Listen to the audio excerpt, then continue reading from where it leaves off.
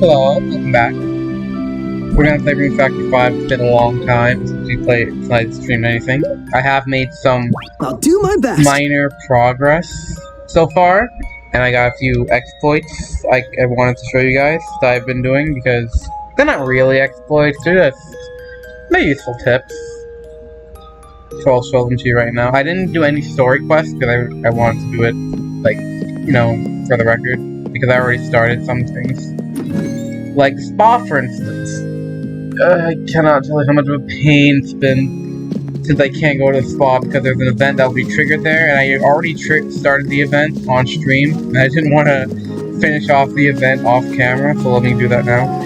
Before that, though, let me show off my new hammer. Look at that! Damn it! This, and I want you to know, it wasn't cheated. It's not really an exploit either. It is it's weird, but I will show it to you in a second. What else do I have?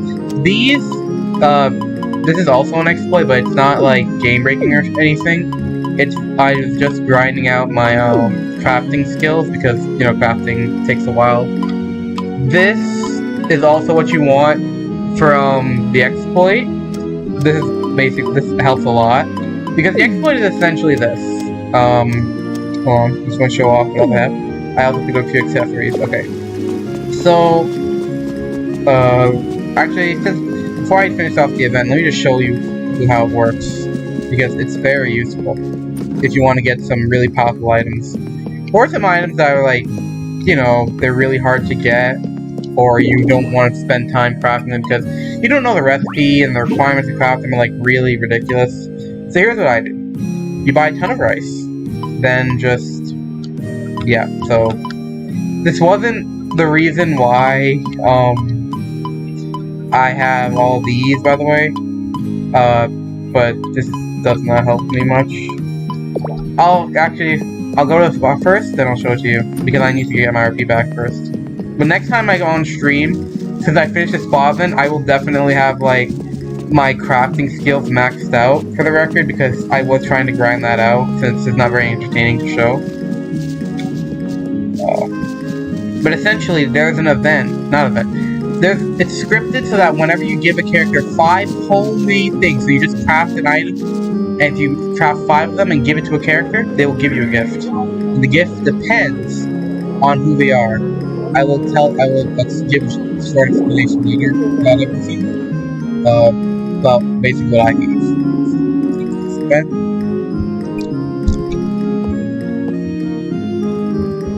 Say this.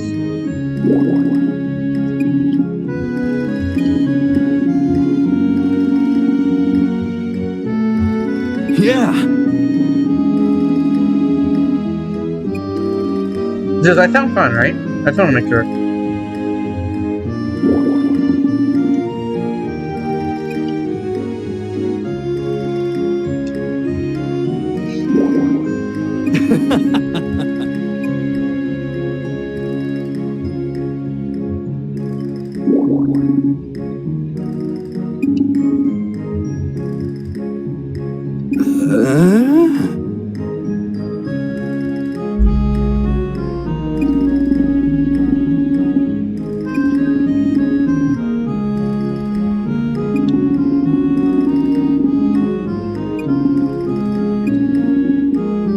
Yeah.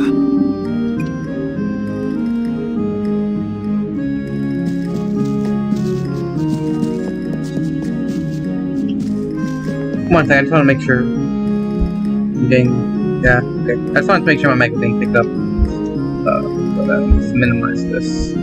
Okay. Right, so let me take a bath, and I'll show it to you right now.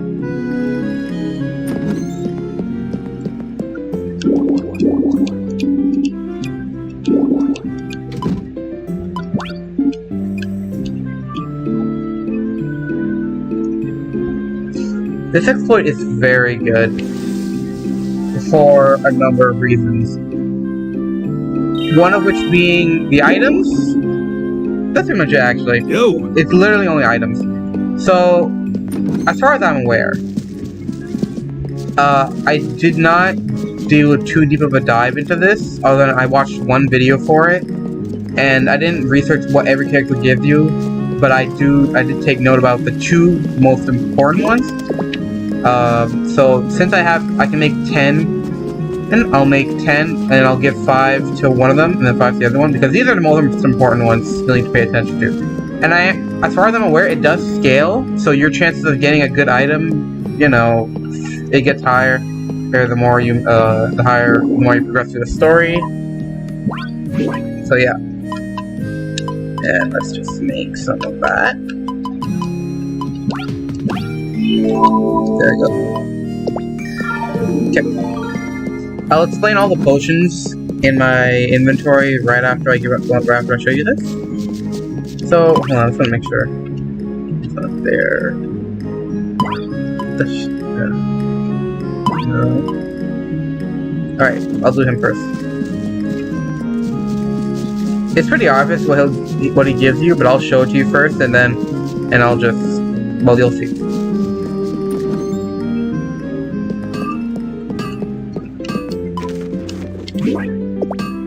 My bad, it's been a long time since I played the game. Just hold it, and give it.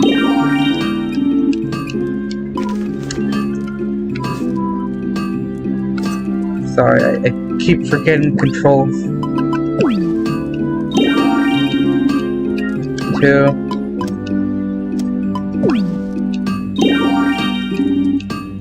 3. 4. 5. And now he gives us an item. Alright. And you can see this is a really expensive item.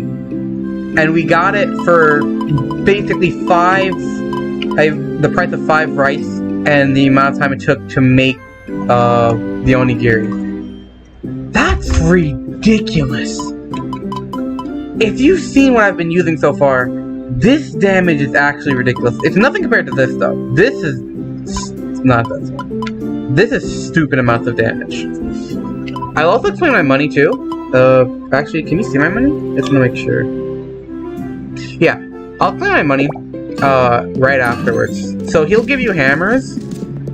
They're very powerful and they're actually ridiculous. It literally can be almost any hammer in the game. Well, I'm not 100% sure either of that. But I know that he can give you hammers with ridiculous amounts of damage. The next one that's important for you to take note of is...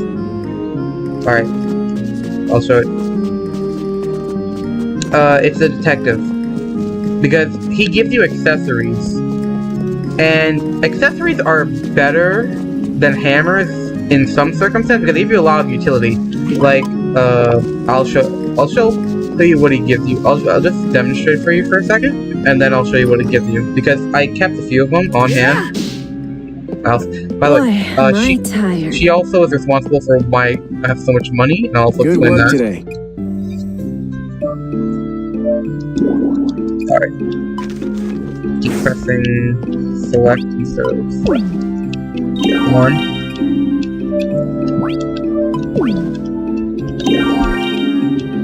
2. 3. 4. 5. And now he gives you something. And he gives you a necklace. Reverse. See, this is the type of shit that's actually amazing. 1 second. I'll sort by accessories. Okay. So, these effects, depending on where you are in the story, can be amazing. This one right here is also very good. You can see it has no gold rate, no gold that can be bought for. That means 2 things to me. And I'm not 100% sure of this either, mind you, but we can assume you can't buy it. And we can also assume that crafting it would be hell. But it gives you a really good effect of not needing to sleep. I think, yeah. It gives you a really good effect of not needing to sleep. What else?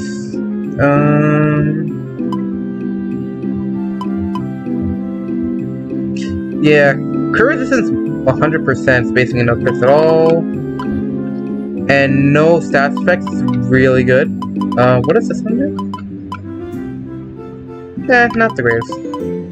And this one. Any boost to your health early on is really good. Especially when you have... Like, that's basically just less than a 10% boost to my health.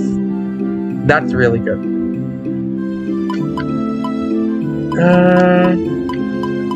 Now I will demonstrate to you... Well, actually, no, hold on. Boy, am I tired. This is it. For the record, if you want money, go on an adventure with her. You need to raise her friendship level up to level 3 first. You can talk to her, and there are certain foods that increase your friendship level, although I don't remember what they are right now. But you can just Google that. Raise her friendship level to level 3, then she'll accompany you. At nighttime, she'll, depending on your friendship level, she'll actually go back. But for right now, lower your health to the point where it's at least, I don't know, less than a quarter.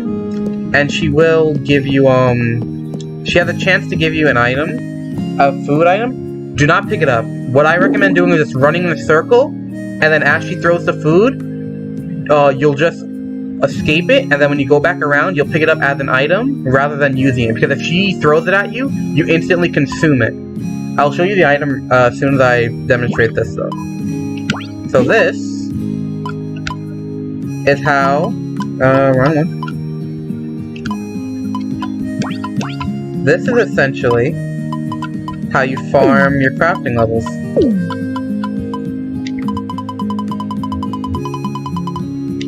There you go.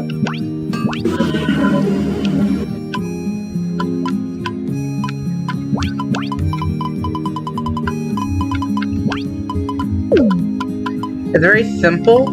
You pick the highest level thing you can craft, and then you just burn through materials, and that's it. And you can repeat this infinitely, so long as you have enough items. So what I recommend doing is just buying radish seeds, or the cheapest seeds you can get your hands on, then just using for any recipe you want, then just grinding it out. That way you can just go to the bakery every single day and you can just get new recipes. It's the perfect way to get like all the recipes that you want as fast as you can without needing to wait every single day for it. I think... Actually, hold on. Since that's such low health, I can... Take that! There you go. Eventually, she will give me an item, or food. Hopefully? We'll wait for that prompt. I'm not gonna demonstrate my method right now because I don't know if some people will get motion sick, and I'd rather not just run in a circle during, for 2 or 3 minutes waiting for her to, throw food. So this is another just easy way. Just, stand still. Keep an eye on her. I told her to stay back so that she doesn't, kill the enemies. As you can see, I'm pretty high level, they can't hurt me.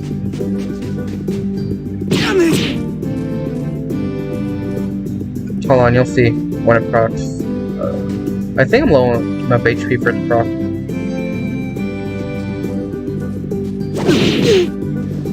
There we go, yeah, okay. See, you'll pick it up as an item after she throws it, but what you're looking for is... If I can find it... I don't have it. Okay, one second. What you're looking for is one of the most expensive food items you can get from her. Well, I think it is the most expensive you can get from her. I'm gonna sort. It should be right here. This, the Royal Curry. The selling amount is ridiculous at early level. All you need to do to get it is just raise her friendship level to level 3. And then just get yourself beat up and then just wait for her to throw food. Like, it's RNG based. It can be any random food I don't know the full list of foods, but it's not that long. It'll take you an hour, half an hour maybe, to get it, but it's very good if you want to get a lot of money quick early in the game. But yeah, that's my farming method for crafting, my farming method for money, for good accessories, and for a hammer. I don't like hammers, honestly. I like swords and shit. I prefer those kind of weapons, but, you know, you gotta make do with what you got. So let's go take the bath first. Because, you know, I need mana. And then after that, we can go and continue the story.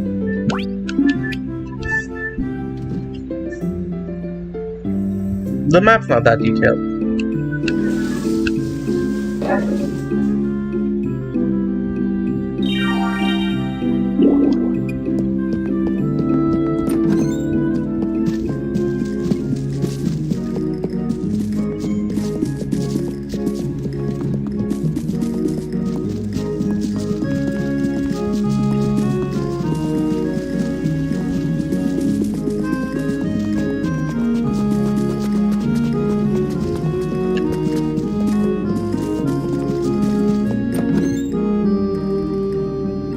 By the way, for pets,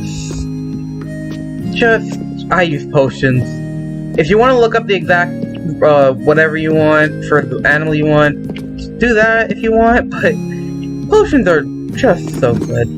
Like, honestly, for an all-around taming. Yes.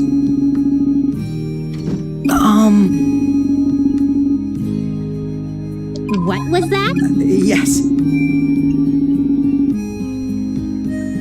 Yeah?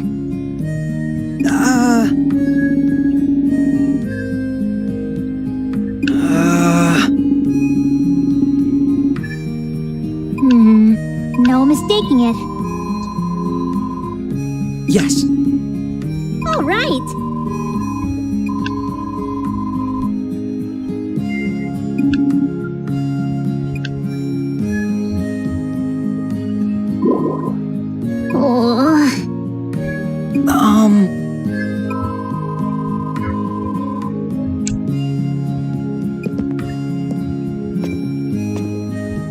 Hey now. Ahem. Thanks, but no.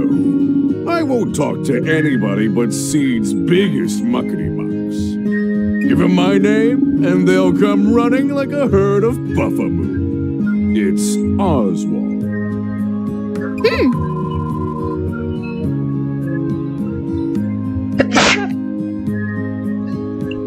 Sorry, sneeze.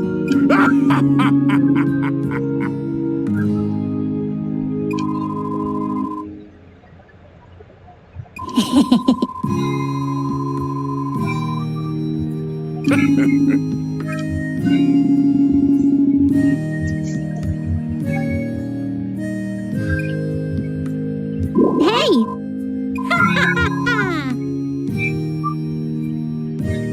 Yes!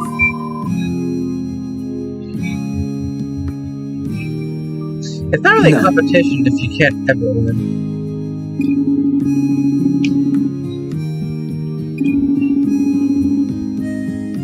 Right. That makes sense. Yes.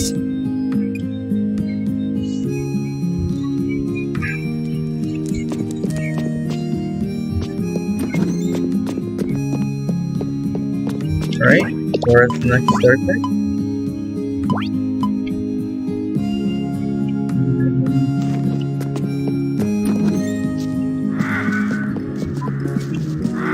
There's something I'm sad about, if I'm being honest. I missed out on it. What the shit? My camera glitching? What? There's something I'm really sad about that I can't get. I don't think I can get it yet, but I can only get. There are two characters from the original, not from the original, from Rune Factory 4. You can get them if you have Rune Factory 4 save on your computer. And I wanted so badly to get it, but I was convinced not to get it when I heard 5 was coming out. And now I'm so sad because I can't get those characters in my game. I can probably get them later if or when I buy Rune Factory 4 and decide to replay it on PC. But I'm still kind of sad I don't get to play it. But I want to show off right now because this is stupidly ridiculous. How much damage? Like, this is a high level area. I shouldn't be here. I should be one-shotted by most of the things here. I want you to take a look.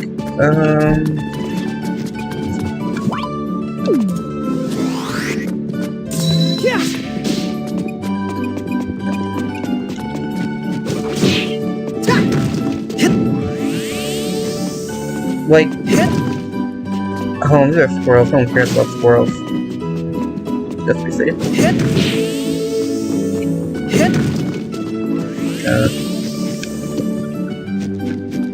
Let's see here. Where should we go?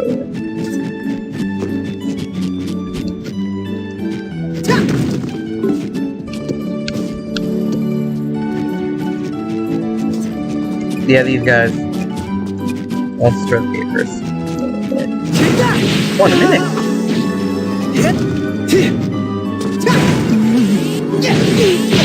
Yeah, you see how fast it goes? Look at the damage. It did 19,000 damage to her. And we're one-shotting them. Did anything drop? Alright. Oh, Broken Hill. Yeah. I don't know what I'm supposed to do now. Thanks. Oh, there we go. I need to raise my RP as fast as possible, though. I love using magic in these games. I'm gonna show off a bit more. Yeah. I recently got watching a lot of Top Gear. The Brits really know how to make a good show, I gotta say. Doctor Who and Top... The reason Doctor Who is fine, I don't see, like... I see where people are coming from, where they're like, they don't like it much. I don't mind it.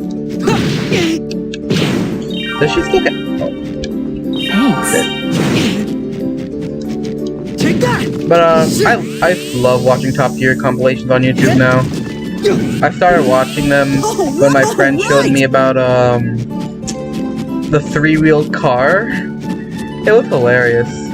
And then totally by coincidence, a newscaster in, England was filming, I think it was live broadcasting, because it actually has a live reaction in the show, I think. And they go up to help him because as soon as he tries to turn the corner on the car, it immediately flips over. Take that.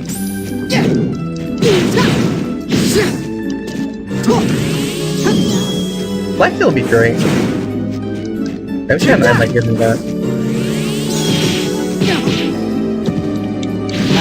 By the way, this guy doing that much damage to us should be the norm. It's ridiculous that we're not being one-shot right now. At this point in the story, we could just straight wreck everything. Actually, I can show that off to you later. By the way, we can't tame any of the bosses right now. We need like high-level crafting items. I currently I don't have the materials to make the items, or I just can't get them right now.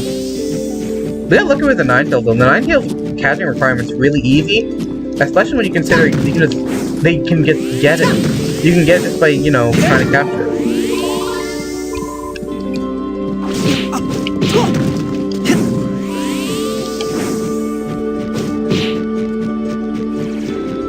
I'm just looking around to see if there's anything I missed last time I was here. Take that.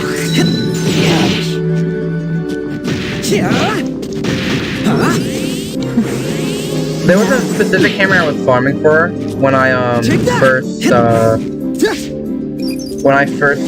what you can call it? When I first tried to get here, when I was just trying to get the hammer. The guy had, from this video I had watched, he had gotten a hammer that did 10,000 damage, I believe. And he was at the same point in the story, so I thought I can get it, but I don't know if they patched it or something. But, I did manage to get something into the 1,000. It's still a stupidly high number for this point in the game.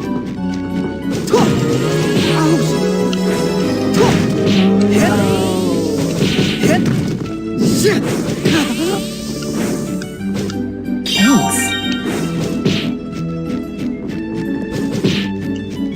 Take that! I'm so upset that the chef girl isn't one of your, isn't possible to romance. I'm so sad when they do that. I love good A's. I mean, the guy's okay, but, he's kind of a weirdo. Plus, this one can cut.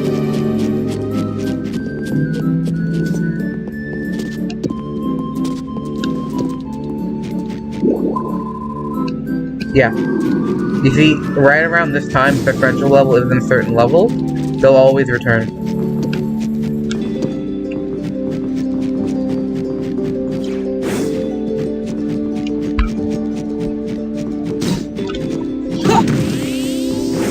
Take that!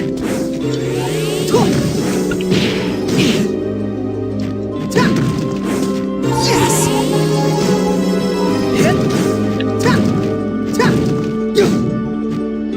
Back at what? Take that! Nice! What am I back at doing?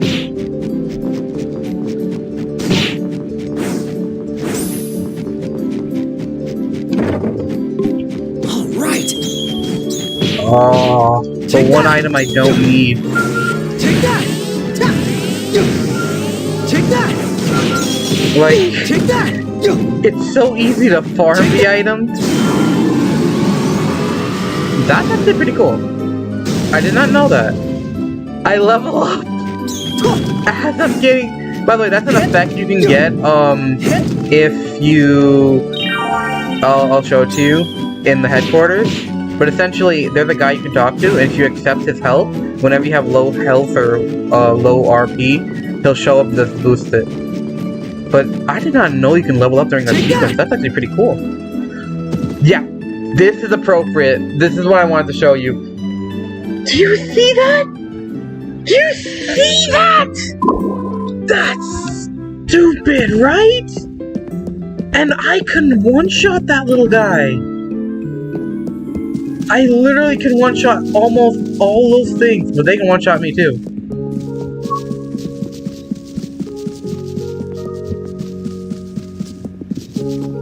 For the record, I'm not just carrying these guys around to level them up for fairly obvious reasons. I need to get them to, well, it's not obvious to some people. This one makes milk, this one makes eggs, but I need them to be more than just produce those things, and I'm carrying them around so that I can raise their friendship level. So, once it gets to, a certain level, I can order them to, like, garden. Because gardening is work, and I'm a lazy guy. Yeah, you see, like, right here? I asked the fox to do that, because they were around, because, they were following me around a lot. Yeah. And after a while, they just decided to do I can get them to farm for me. The slime doesn't produce anything, unfortunately. I don't know if there's a way to get the items instead of me having to come up here every single time. Like, it's kind of tedious for me to have to come up here every time I need to get the items. Especially when I'm gonna have, when I start, Alright! When I start to, get more rooms for the animals. For right now, there's just something I learned recently. I haven't tested it, but we can test it right now. 1, 2, 3, 4, 5, 6, 7, 8. Nice! Yes! Now, if I remember correctly, if you hit it 8 times, because it has a durability of 9, you teleport out.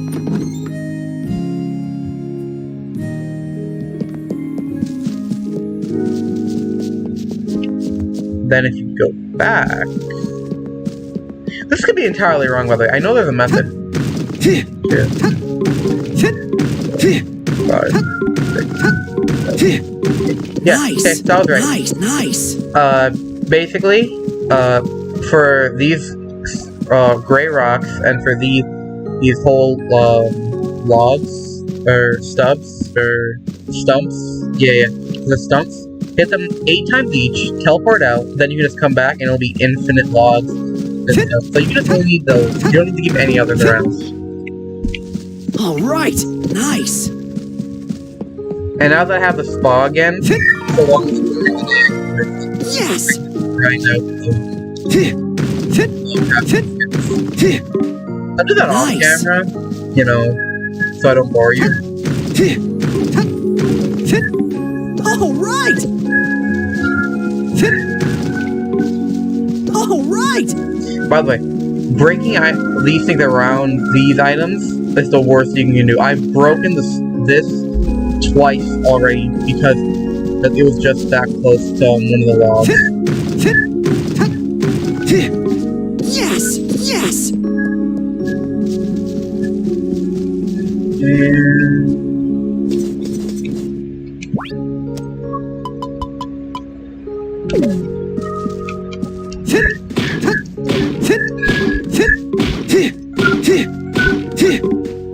All right.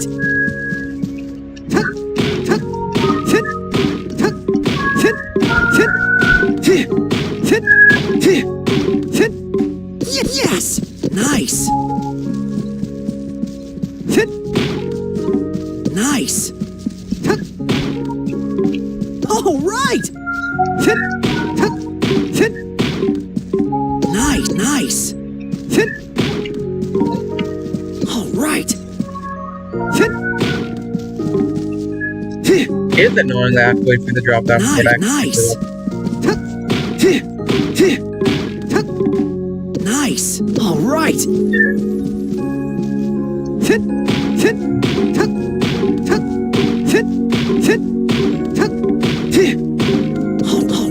All right.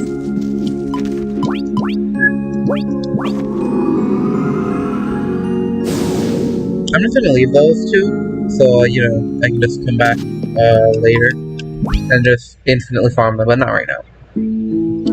Right now isn't the time for ranking. Right now it's time for slow progression.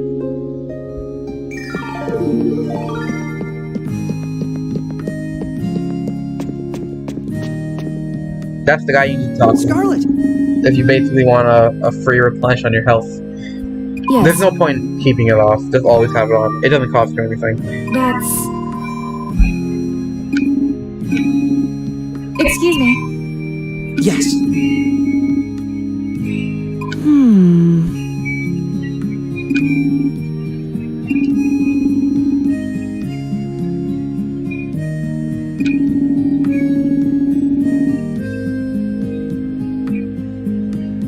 You're a kind soul. Huh? Huh.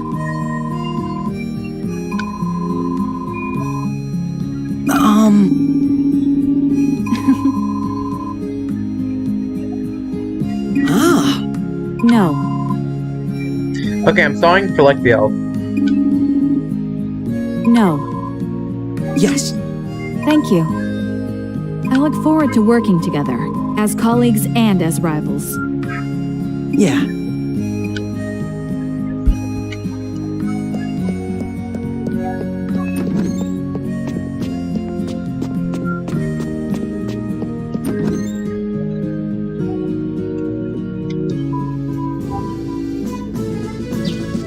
The festival day? Really? Okay. Oh shit. Yeah, this isn't great.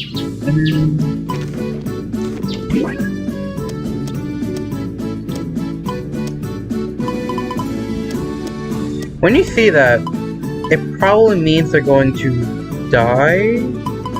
There is a way to get the seeds though, so that once you pick them up, you can keep the seeds.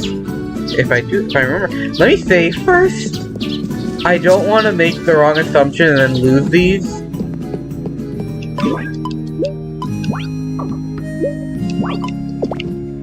I'm not. The farming mechanic in the game wasn't exactly my best feature. Yes! Yeah. Yeah, so that one's just gone. I think my inventory is full. Let me just dump my inventory for a second.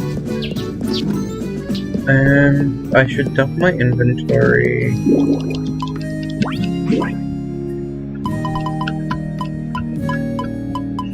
Dump that. Actually, what am I? Oh, wait, just do it all from here. What am I doing? Yeah, there we go. I don't need that or that.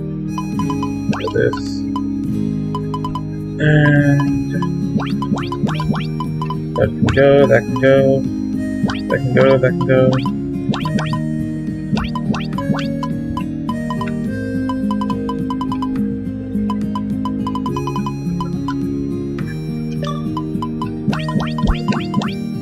I'm going to keep the bread on me, so that when I get enough of my level, I can just eat it.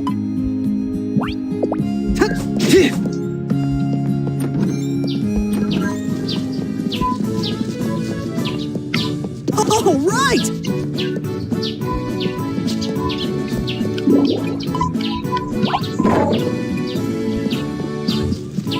Next time I stream, I'm probably going to have grinded out a lot.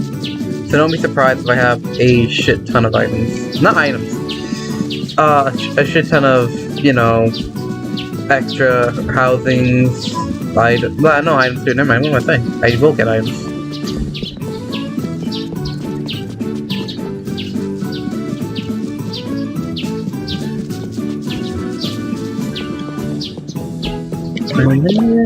Is there anything expecting to progress the story now? I cannot. Maybe after.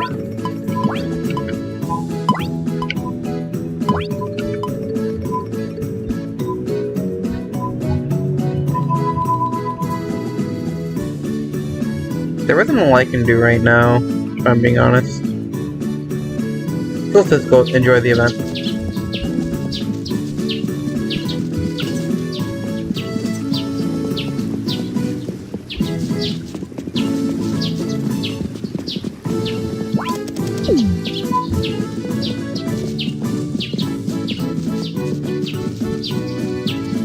There's another event? Seriously? Alright.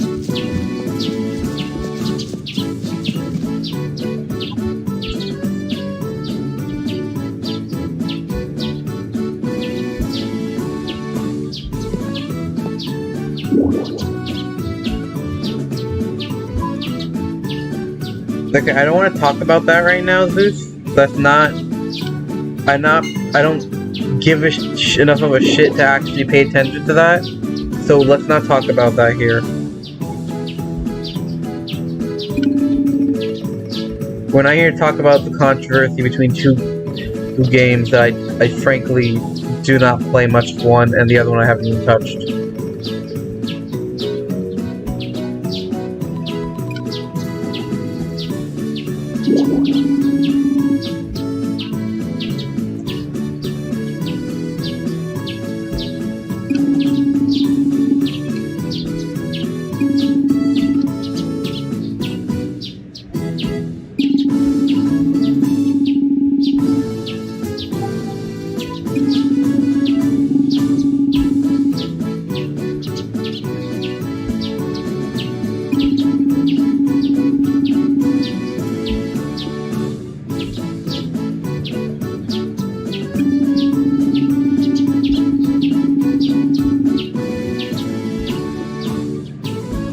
These are pieces of shit right here.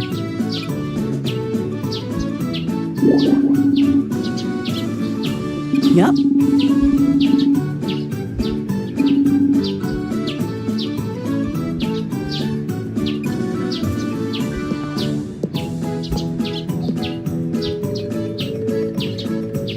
Wait a sec.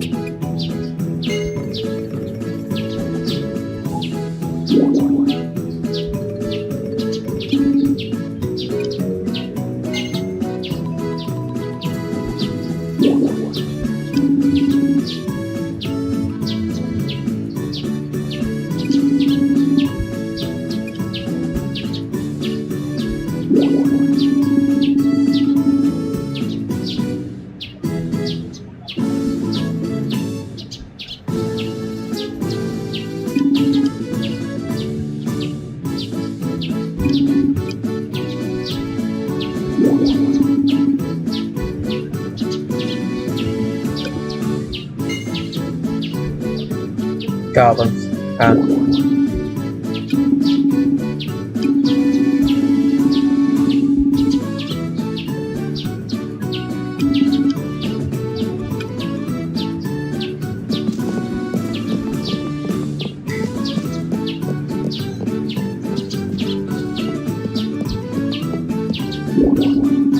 Why didn't we kick their asses? We should have just done that.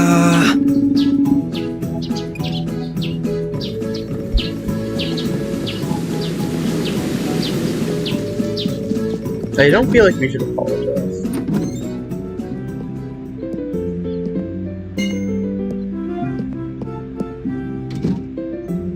Yo!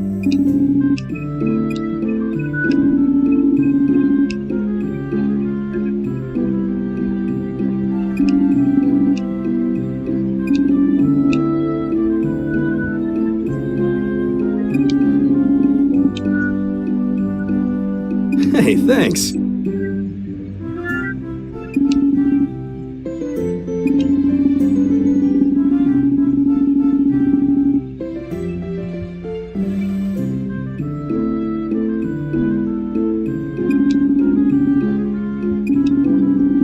Okay, so we did need to apologize. I thought my character was going to apologize.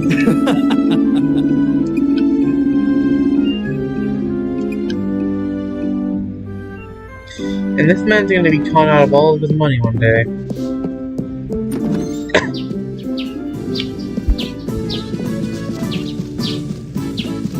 Okay. Damn, why are there so many events?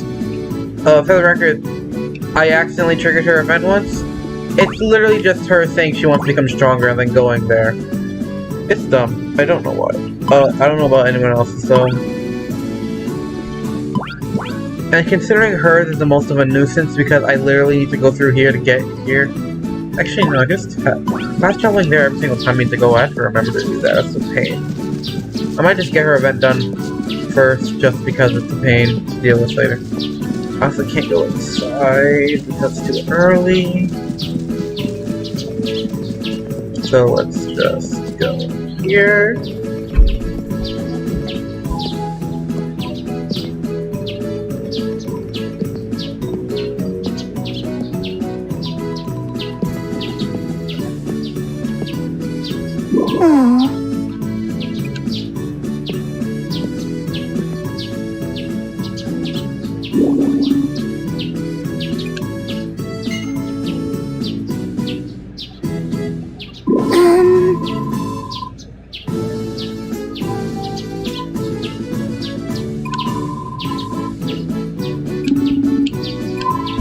Yeah.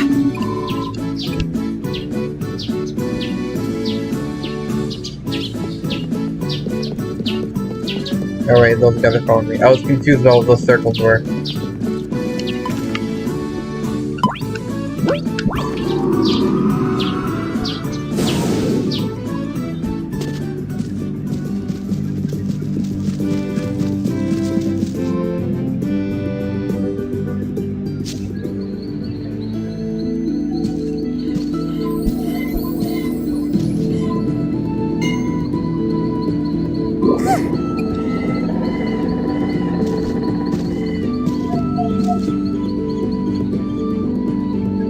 Oh, right. No. How come?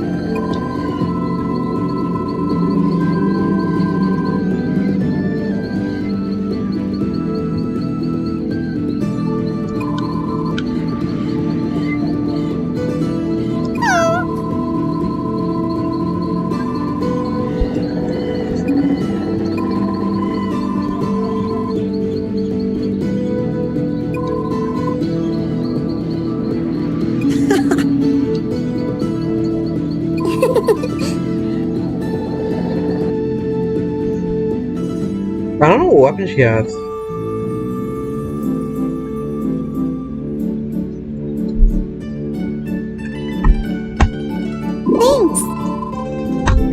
Thanks. Sorry, I had to move my mouse out of it.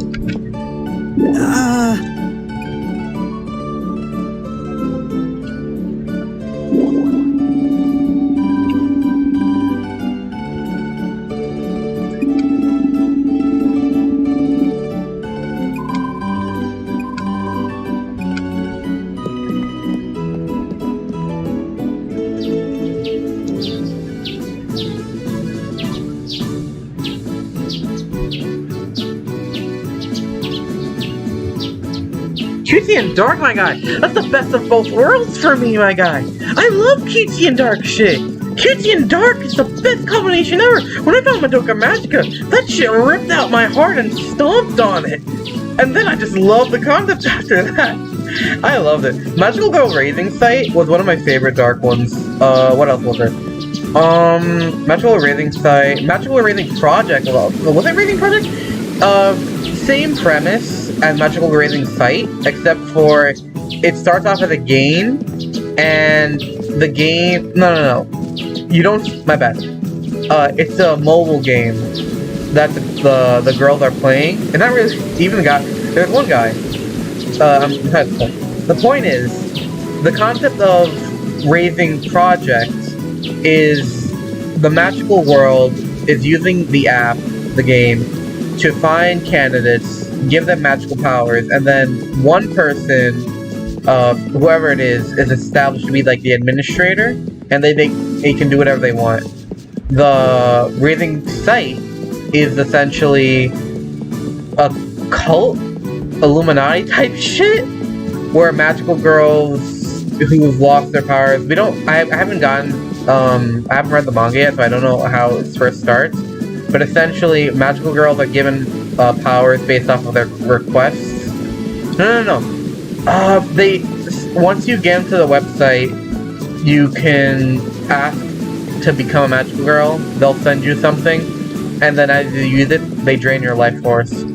Raising Project.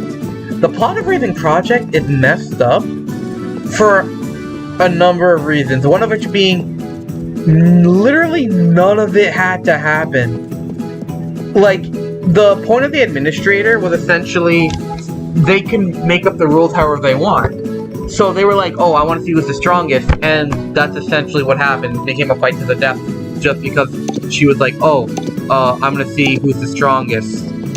That's why. Raising Site is essentially just people being manipulated by, like, the cult, not cult, what you would call it? The organization, let's just call it that. The organization, the council of whatever magical girl administrator type shit. It's pretty good.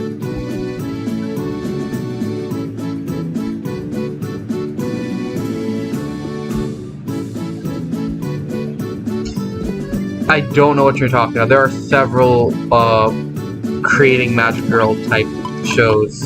I don't know which one they covered. No, it was Project! Yeah! No, what is that? I saw the thumbnail. I don't remember now for that one. It's been a long time since I watched. I don't really watch How to Survive, if I'm being honest. How to Survive anime. I watch How to Survive the movies, but not the anime ones. Because, like, I prefer to watch the anime first. And a lot of their shows is like, I haven't watched the anime for that particular thing they're covering. So I just prefer not to watch till I actually watch the show first. Another one I found. No, it's not dark. It's Cutie Honey. I didn't watch the original, I watched the remake. And it's not bad. It's kinda like your cutesy anime type shit. But you know, they got it's cutesy anime type shit. And then they got some dark underlying things. I think someone dies? And a lot of sexual themes involving our antagonist and just turning girls that follow her into monsters. But if you want to get into it, you can watch it. It's really good. I'd say really, it's good. Really good, I reserve for Madoka Magica type stuff. Nah, not Madoka Magica. Magical Raising Project also has a pretty satisfying ending. If you like that one. It's still sad though. It's still so sad. Take that! Oh, if it was Raising Project, then that shit's tough. Because the Raising Project had a number of differences between sites. Project essentially am I saying established? It didn't establish much. Project essentially had multiple factions, and the way it would work is if they failed to meet a quota of a number of saves, or like if they were lowest on the rankings, then they die. because the magical Nice. girl's purposes were saving people, I think. All right. And they didn't know they would die. They just said, "Oh, you're gonna be ranked." Huh? And when the first person ended up dead, it announces that, starting soon, only half of you will survive. Only the top half will survive. So it quickly devolves into straight. Instead of helping people, it's just straight murder to avoid any competition for the rankings. Because if it's only the top 5, they just need to remove anyone lower than anyone higher than them. It's so sad too, because there's a couple amongst the participants, and the couple, like, we see their backstory, and it's so wholesome, and then they end up mixed up with this, and then the administrator wants to fight one of them, and the other one, who is basically like a supporter class, tries to help as much as possible, and the administrator just straight wrecks our fighter girl, and then our supporter girl couldn't take it, and so no one needs to die that week because because there are enough free slots so that everyone lives and stuff, and like, it's so messed up. I know I should have probably said spoiler warning, but I'm rambling here. Like, if you honestly think I'm gonna give a spoiler warning as I'm rambling about this, it's so, like, I know, Jesus, it's so dark. It's ridiculously dark. Tokyo. I didn't watch Tokyo Mew Mew. I was trying to watch it, but they don't have the dub for the new season. Sailor Moon. I do have to finish Sailor Moon. I watched the first season, 1080p, amazing. Every other season is 480p, which is not great, but I will get to them. I gotta binge Sailor. I was gonna binge Sailor Moon while my parents were away because, you know, watching a magical girl thing on my TV is not like the best thing to have because my mom's box on maternity leave, so she's home all the time while she's here. And so it's not the best thing to have your mom just open your door and see you watching a magical girl type show randomly. So, you know, where am I gonna go now? But yeah, I gotta watch Tokyo Mew Mew, and I gotta finish Tokyo. I have to finish Sailor Moon. By the way, so much of Sailor Moon, it just pisses me off. Spoiler warning for season 2. I'll let you leave right about now. I'll pause the game for when it's safe to come back. But in season 2, we meet her daughter. Alright? We meet her daughter. I don't get for 1 second how, well, I get why. Her hair color is different. I don't know if she looks different from when she was younger. I don't know. I don't remember her Sailor Moon's younger self or some shit, but it still doesn't make sense to me. Like, how does no one recognize that she's her daughter? At the end of the season, I think I did finish it then, if I remember the end of the season. Her daughter becomes grown up and stuff by dark powers and things, and just, you know, basic, bad guy turns, you know, sweetheart into villain type thing. And, you know, power of love saves her at the end of the day and stuff, but I'm still pissed that no one establishes. Okay, hold on. Alright, spoiler's over. But Sailor Moon I do have to finish. Sailor Moon's really good.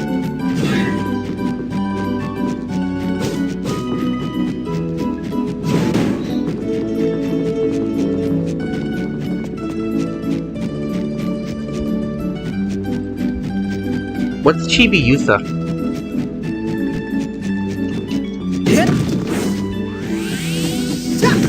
I do want to establish another note about Sailor Moon.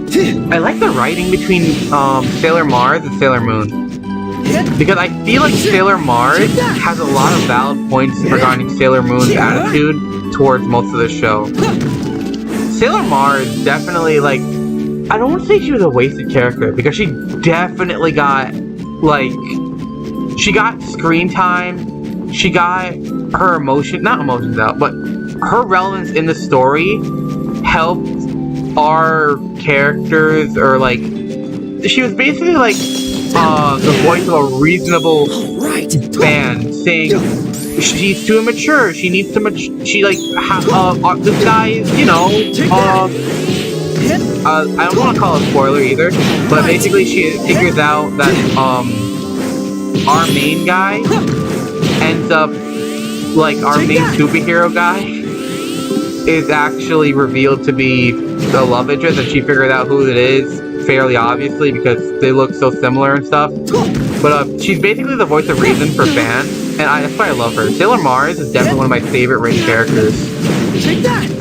Not only based on how she acts, because quite frankly, yeah, any reasonable person will act that way when the most least qualified person is going to be your leader.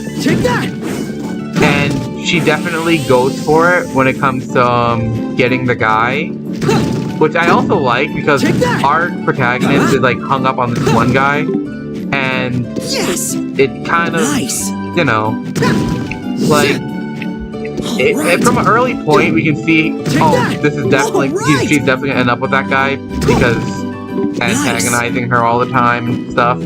And then the nice guy never gets the girl type shit happens. But I don't even think he ever wanted her to be in. But not the point. The point is, Sailor Mars is definitely one of my favorite written characters in all of fantasy. In all of in general, period. Like, they rarely make characters like her. She's actually the voice of reason and the voice of, like, fans saying, oh, obviously this person's this and stuff. Like, I don't know why more people don't write characters like that.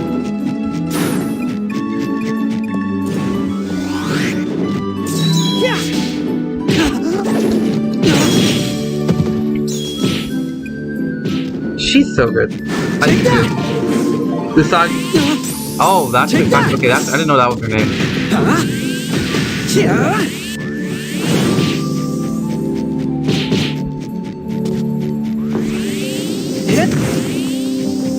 By the way, Sailor, what was it, Jupiter? Like, no, right? Oh no, I want to make sure I get this straight because this is important. Very, very early on, it's established that the cat girl gives powers, or she somehow, I gotta remember this, hold on. So, the cat girl, not the cat girl, what am I thinking? The cat, the cat is giving powers, essentially. That's what I'm trying to say here. Sailor Jupiter is very early established in the story as, well, from a fan point of view, we know what she is. Like, she's one of the Sailor squad, I want to say? Yeah, we know that from our point of view.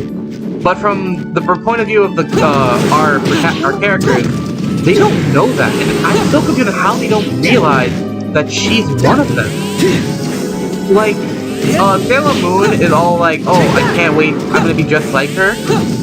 But my point of view is that, how do you, like, and by the way, I myself have, like, conspiracy theories at the time of first watching it, like, oh, this is Sailor Moon, she looks just like Sailor Moon, wait, is she Sailor Moon, like, is she, like, from the future or something, like, that was my point of view and stuff, and, like, it's established very late, no, she's her own character, and yes, she is part of the Sailor Squad, and no, she is not, like, some future thing, but my thing is, I don't know if I wasn't paying attention or not, but where did she come from? I don't know where Sailor Jupiter come from, because at no point does Luna, the name of the cat, she ever tell Sailor Moon, oh, she's out there doing a mission or something, or protecting other people. Like, I want to know, like, very late in the story, right? She's introduced, but I don't know at any point before that if she's ever, like, mentioned as being a part of the Sailor Squad or something like that, because I feel like that's very important. And for our characters not to know, like, oh, they have a potential ally very far out there, like, I feel like that's kind of a waste. Either the cat didn't know, or, like, because there's a whole organization too. We haven't, in the first season, we haven't met them yet. We haven't met, who Luna talks to whenever she's in commercial. But she could have. They literally could have. She couldn't have. What am I saying? She literally could have no knowledge of Sailor Jupiter, her actions, or anything, except for the fact that Sailor Jupiter exists, and not know like, oh, she's actually part of Sailor Squad or organization or thing. Like, I'm fine with that. That's fine though. But I feel like they should have either addressed it sooner, or at least had some cameos of her, because she's literally only mentioned, and any type of cameo she's ever actually given is just whatchamacallit, it's literally just her merchandise or comics or some shit, or like them going to a convention and saying, oh, I can't wait to meet or get my Sailor Jupiter thing signed or thing. Like, I feel like they should have done more with her. Because they build her up to be like this great hero of like the people before Sailor Moon showed up and saved the day. Like before Sailor Moon ever existed in their world, Sailor Jupiter was the hero, but like, who was she saving them from? If everyone was after Sailor Moon to begin with.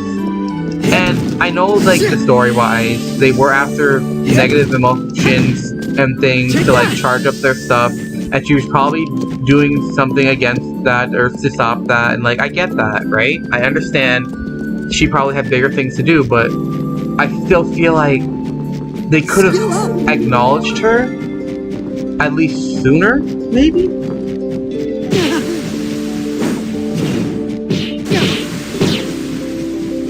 I know that. Oh boy. Sorry, I'm reading chat right now. There's another huge spoiler, which is what you're saying, dude. I'm not gonna... Sailor Neptune. Well, okay, right. So Sailor Neptune, not Sailor Jupiter. That was the town hero. My bad. I'm going on. I'm mistaken. But yeah. So just replace all this. Every time I said Sailor Jupiter with Sailor Neptune, because they're Sailor Neptune.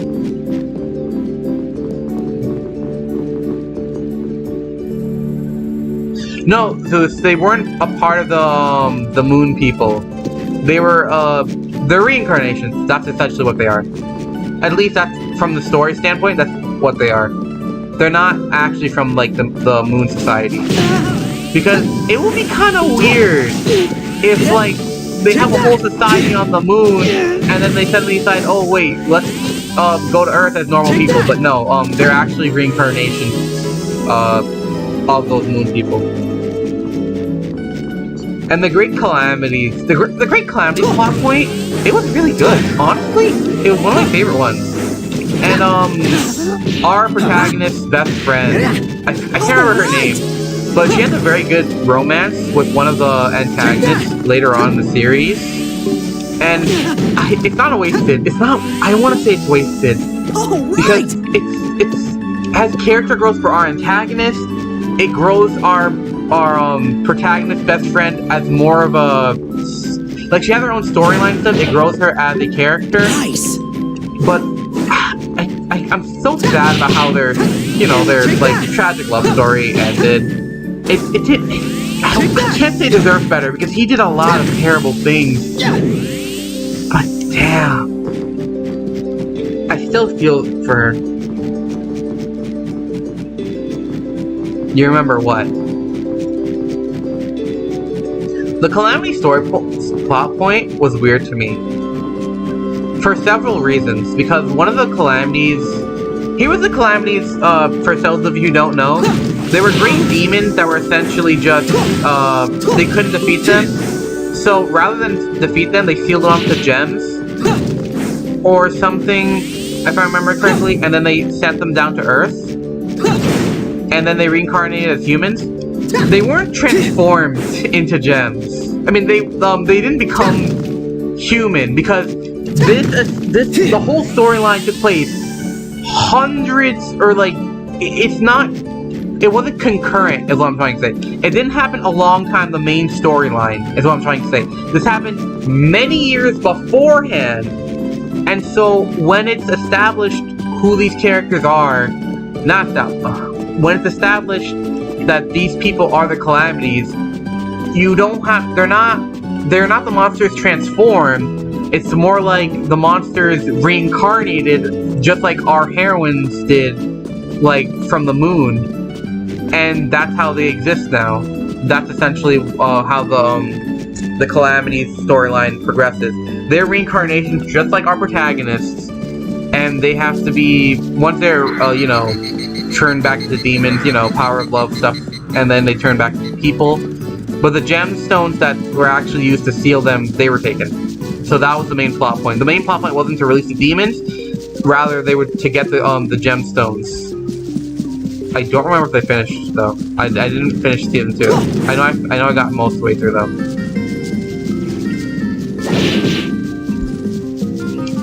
Take that! Still though, not bad. Still move, not Take bad. Yeah. Main cast reincarnations. Same with Calamities. They were all the reincarnations. But it makes sense, because why make it so that only protagonists can reincarnate? Like, I love when they do that kind of storyline.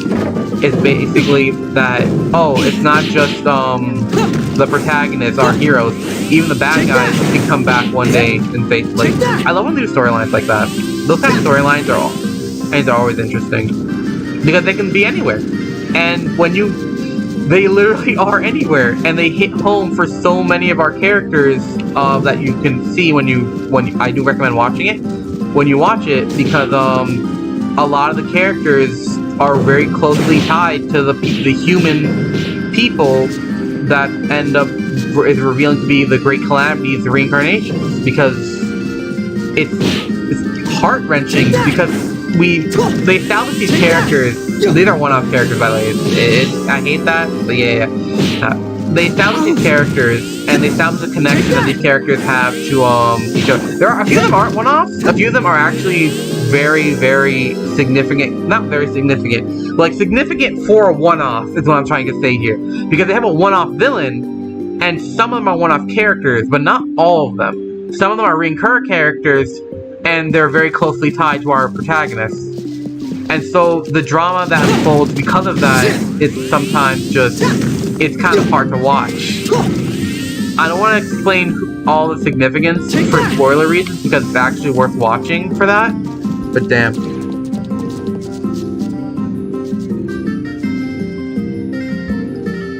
Dude, I don't know Mew Mew. I never saw it. I have to watch Mew Mew.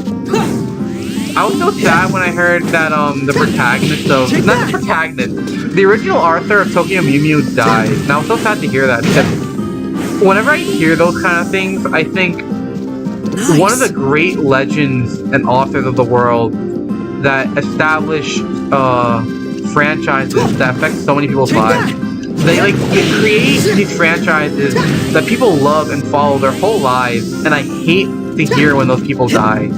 Because they affect so many people's lives. They're remembered and loved for their work, and they're special people. Like, when celebrities die, we have their works too. We have their recordings of, like, those kind of significance. They're the kind of people you want to say one day, oh, I want to meet this person. This person's incredible. This person's a great actor. This person's a great writer. This person... And then when the thought is, like, you can never meet them again. You can never, like, have a conversation. You can never ask them, oh, what made you write this character this way or something. Like, you just gotta hope that someone else before you have those thoughts. Because if they didn't do it before, like, you know, they died, like, ask those kind of questions, get, like, the responses, answers for you, like, you can never get those answers. And that's always a sad thought. I can't imagine. Like, there's so many people, so many actors that die. Like, Stan Lee. I always wanted to meet Stan Lee, and when I heard Stan Lee die, I was so sad. Stan Lee was one of my favorite... Nah, I can't say that. I didn't read comic books at the time. But, Stan Lee, his significance wasn't lost on me, is what I'm trying to say here. Like, I knew his impact on Marvel. I knew his impact on the comic book industry as a whole. But that's it. And I know it may sound awful, but that's why I wanted to meet him. I wanted to meet the person who influenced comics, who influenced Marvel to such a significant degree. I wanted to meet this person and say they're amazing. And I wanted to, you know, fanboy out. Like, even if I didn't know, even if I didn't read all of their work, I wanted to say, like, you're an amazing person, and, like, I want to be like you one day. Because, like, I do want to write, too. I want to write stories that people love, and I want to write things that people can look up to.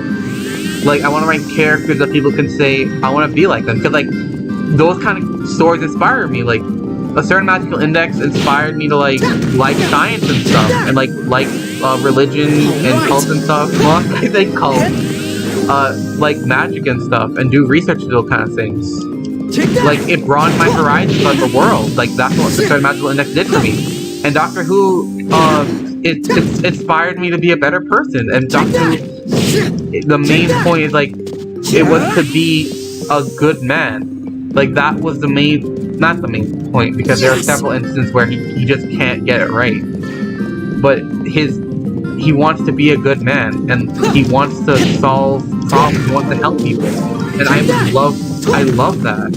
And I want to be that kind of person. A certain magical index broadened my views on the world, like, it changed my way of thinking about it. But Doctor Who made me want to be a better person as a whole, and, like, make myself better and help others. Like, I love that about him. Like, that's what I love about the story. That's what I want to do. I want to write stories that are just that amazing and make people feel that way. I want to broaden their views on the world. I want to make them think that the world isn't simple. I want them to become, like, I want them to aspire to be, like, my protagonists, like, heroes. I want them to know that people, like, there are people out there that feel like them. Like, I love when you read stories like that and you feel that way. I want to write stuff like that. That would be amazing. If I'm being honest, I'm currently writing something, but I have not finished my first chapter yet. And it's not that I don't know where I'm going with it, because I do know, for at least the first act of where I'm going. I haven't gotten around to writing it yet.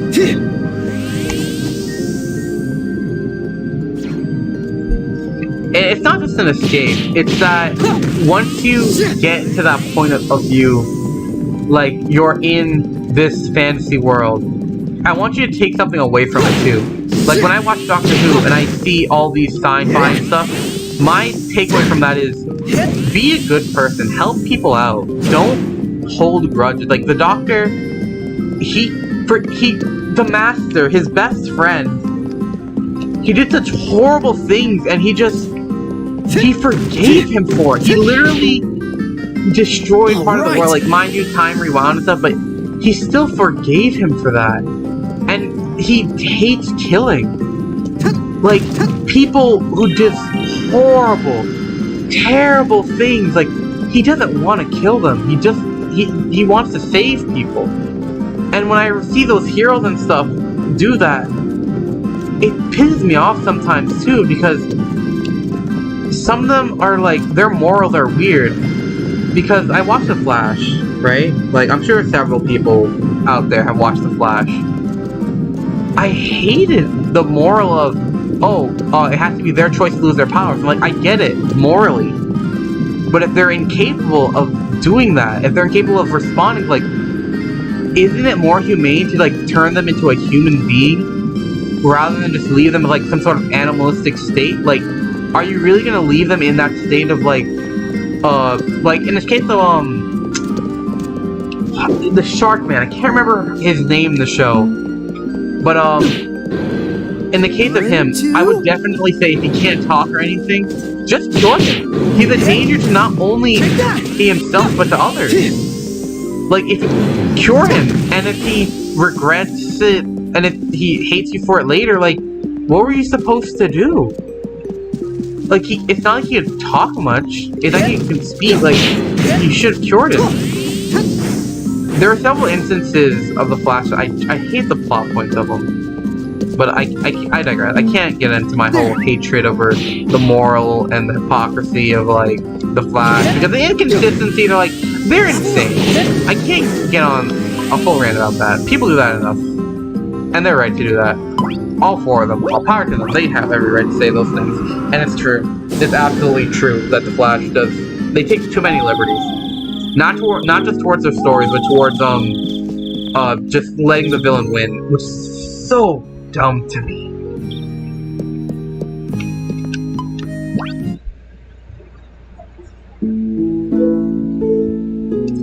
I need some water. One sec. Good morning. Why the shit is she waking me up so early in the morning? Yes. Really now. I'm gonna stream for another hour.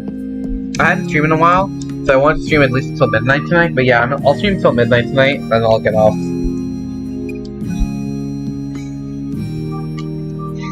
Please excuse me.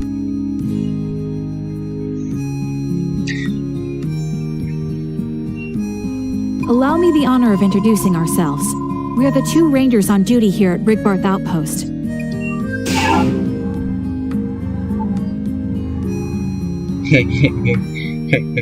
He's in a cage.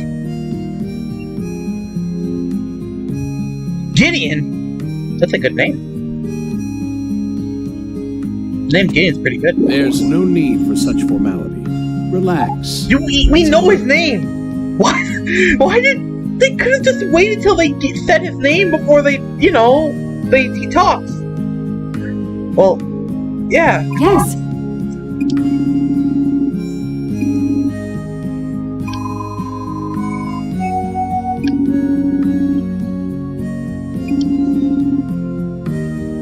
I don't believe we've met before.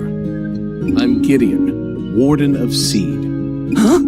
Wait, what does he mean, Warden of Seed? Does that mean he's a warden of the organization, or is there a prison somewhere that he's a warden of? Or is he just in charge of prisoners that C takes in and then, transfer them into facilities? Like, what does that mean, warden of C? Sir, it's an honor to meet you. You didn't say your name. Oh?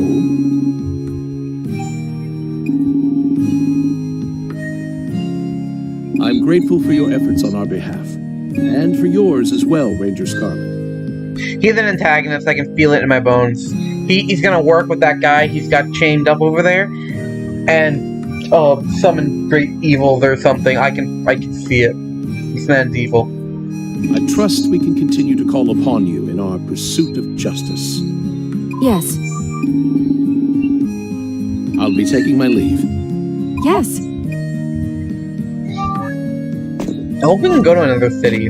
I've never been to another city in these games. Probably not, though. Yes.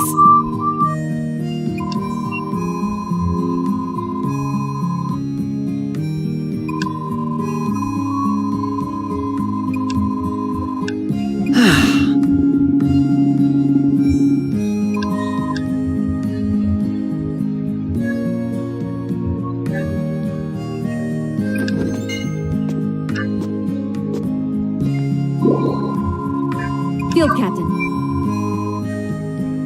I like how short the field captain is. Yeah. I just like short characters. They're adorable. I also like hugging short characters. Really now.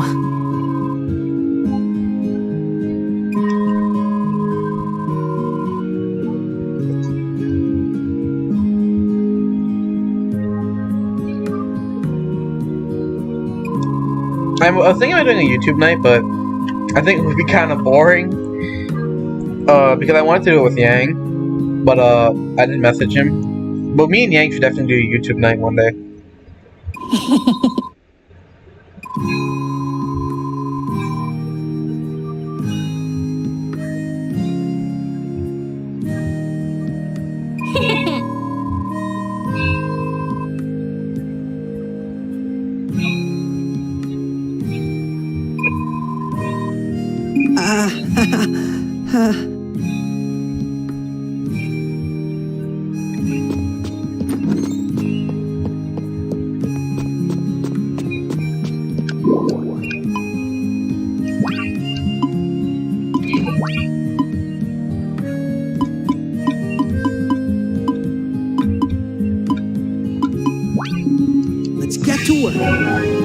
I wasn't paying attention to how much that cost me.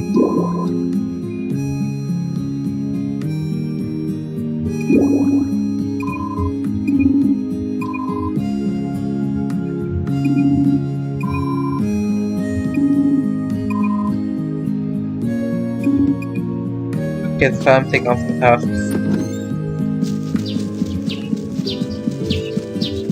Yo, moist and I can't say. Penguin Zero Senpai. Or Mr. Penguin 2. I don't know, but I decided I decided a while back that if I ever got to talk to a YouTuber that had like more subscribers than me or something, I would always call them Mister, like out of respect, because like how do I interact with people like that? Like honestly. Like, I'm not sure how to react to them, but I think I'm gonna call them Mr. Charles. Yeah. From now on, anytime I'm on stream, I'm just gonna, whenever I talk about Moist Critical, I'm just gonna call him Mr. Charles.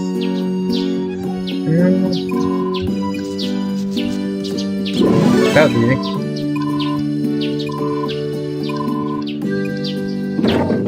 All right. Right, I forgot. Either that's on my inventory? That's on my inventory.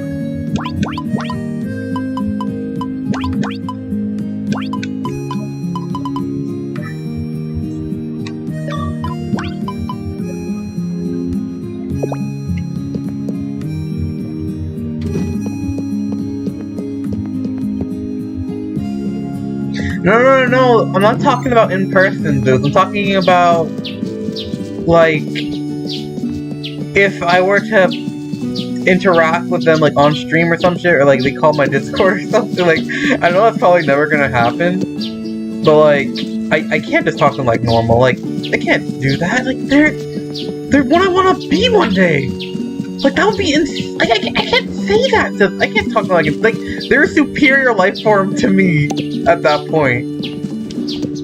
Like, I acknowledge their superiority to me as a life form, so I can't just speak to them like a normal person. Like, they literally have a higher status than me in one of the things I want to do. Like, if you were to go to work, you wouldn't call your boss, brother, whatever, like, Brother Manson or some shit. Like, you call them Mister. Like, that's what I was calling them to do. I can't. I have what you would call it. I'm too obsessed. I'm too much of a fanboy to do that. Like, I have too much respect for him.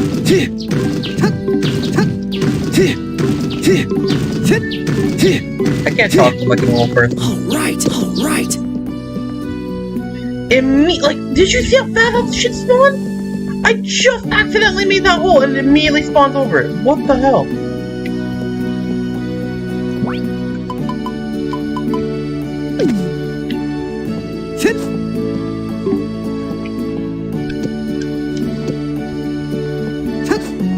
By the way, if you want to get the crop stack, you need to grow them to the point where they at least you can pick them up and then use your scythe.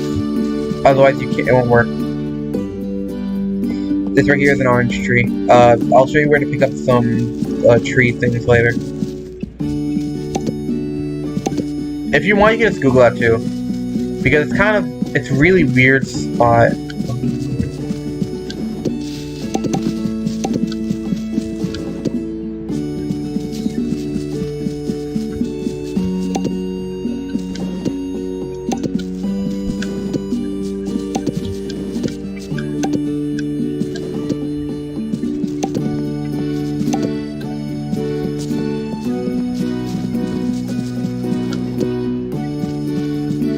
I don't really care about money right now.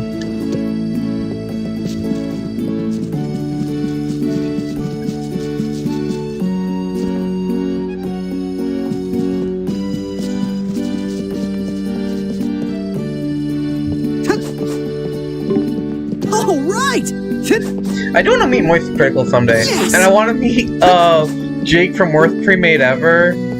And Right. I want to talk to Nextdoor because I don't want to, like... He's a VTuber, right? Right.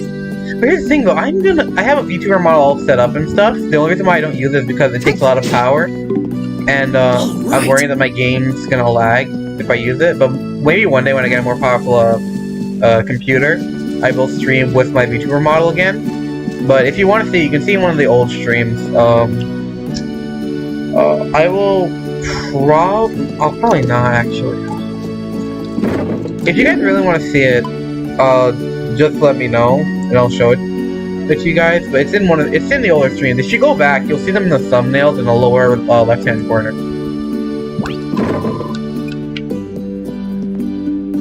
But yeah.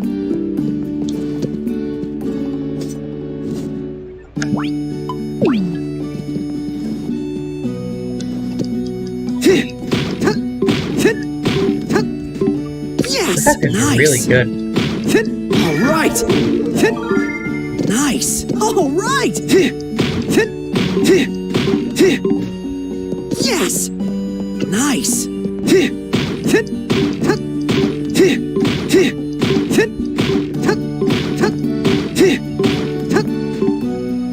Not nice.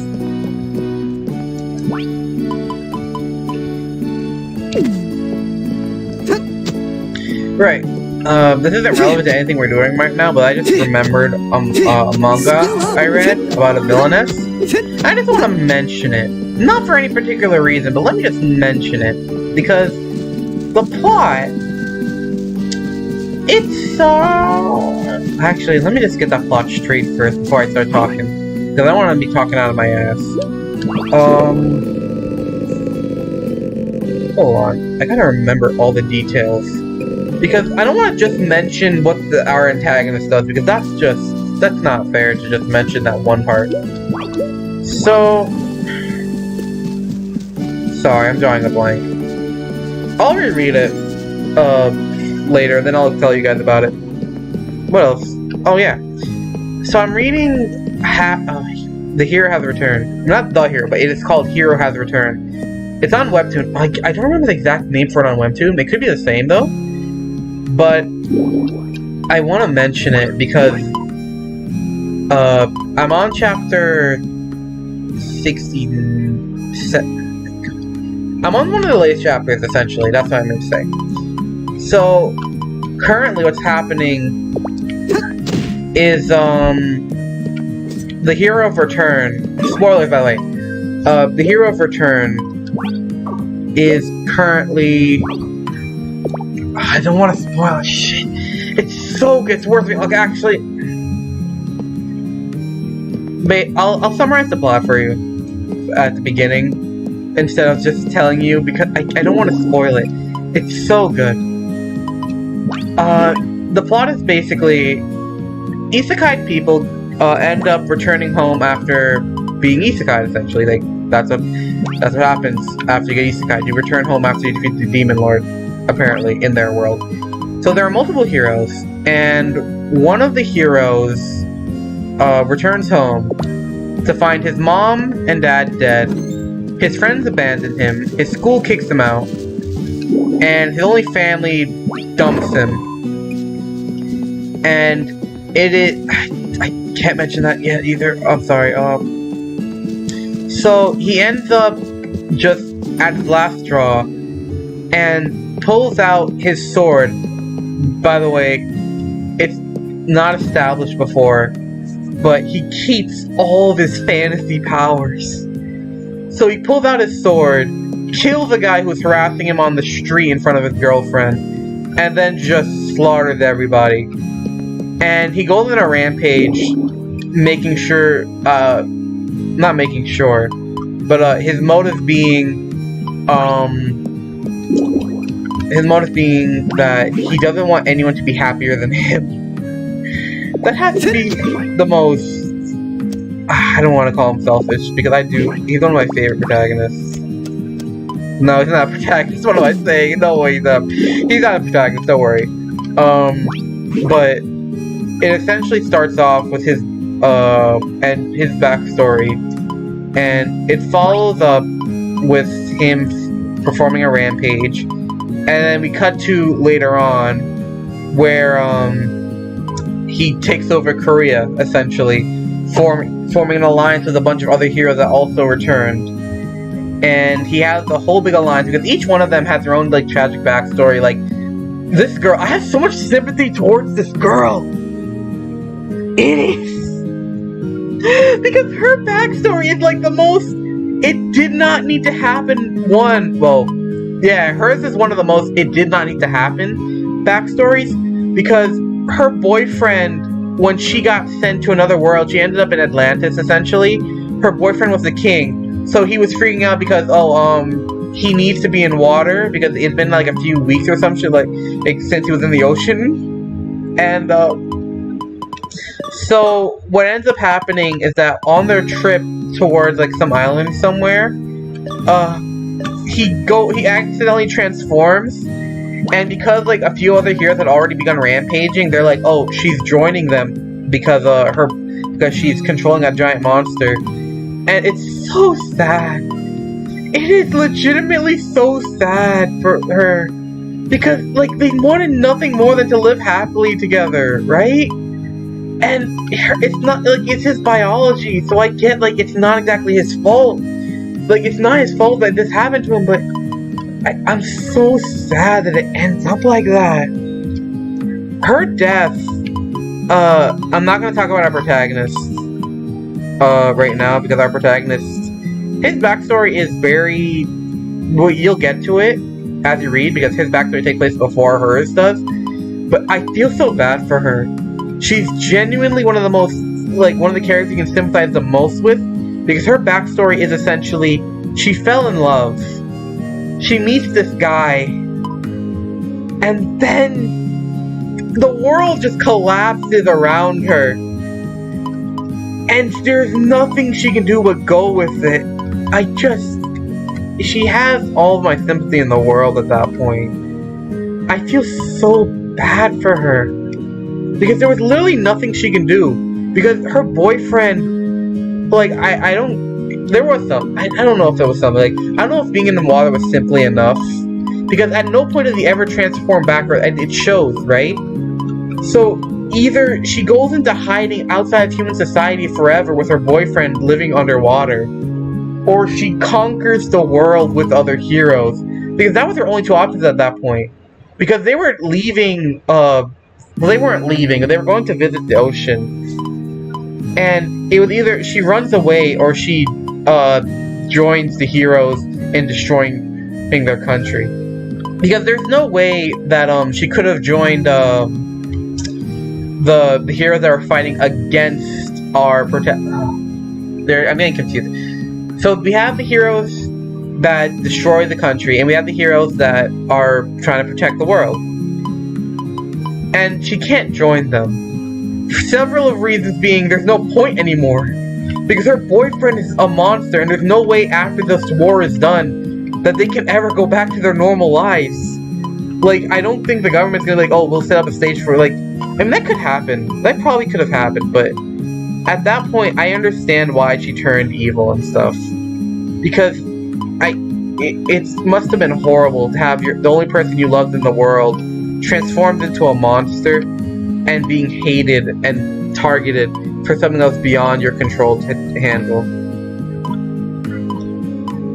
It's so sad. But I definitely sympathize with her the most. And that's saying something, because when you see what she does, you're not gonna have any sympathy to her. And this isn't me as a, whatchamacallit, what's the word I'm looking for here? This isn't me as a fanboy saying that. This is me as a human being saying that, because when you see what this woman does, you're gonna hate her so much. Well, not you're gonna hate her so much, but you're still gonna have a little sympathy, but trust me, it's pretty cruel. I don't know what the upgrade was. Anything with stats anywhere? But yeah, Hero has returned. Definitely one of my top recommendations to read.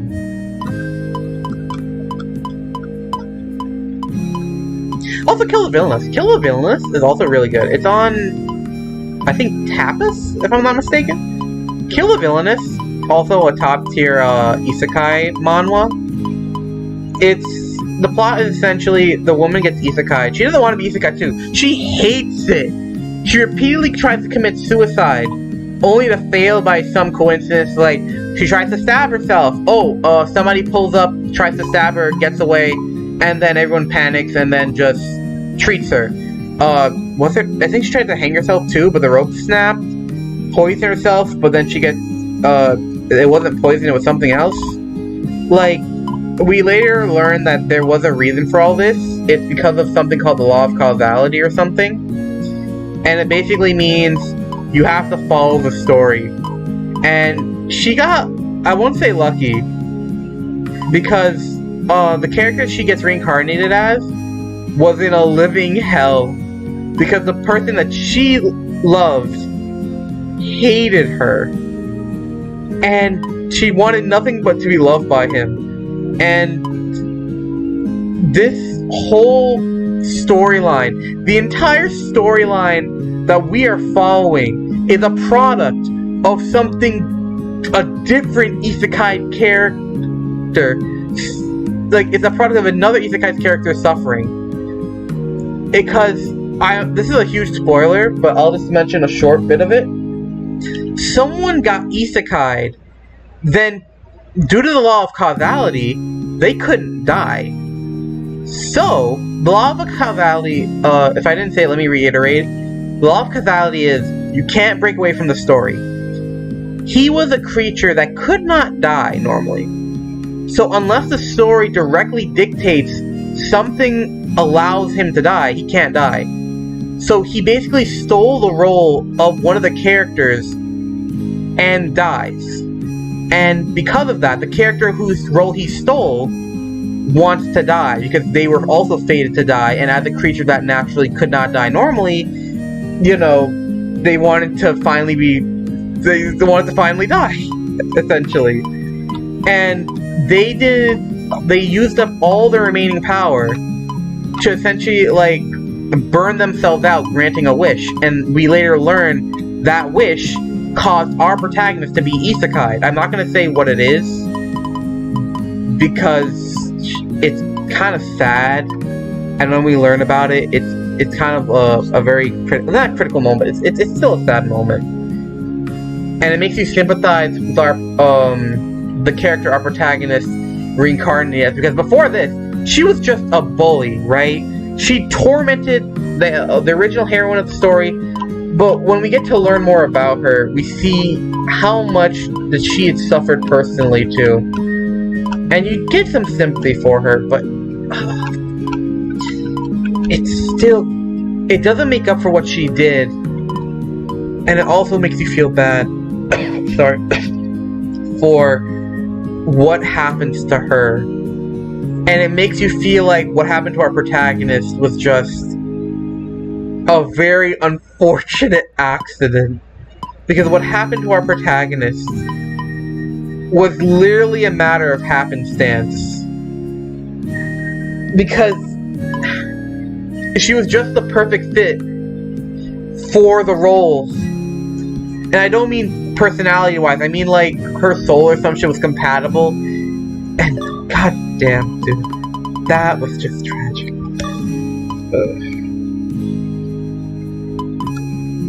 I seriously don't know what I'm going to use to upgrade this.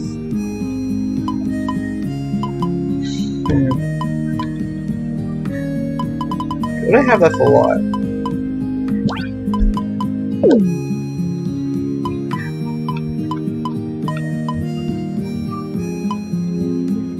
Wait, that's how... Hold the hell up! If that's how this shit works...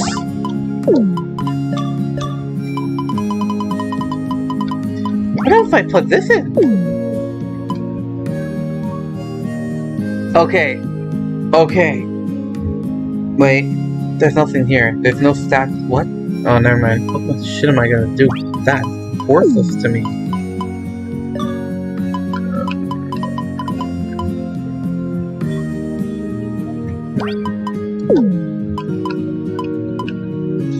also worthless to me. What? So it has to be material? Oh, okay.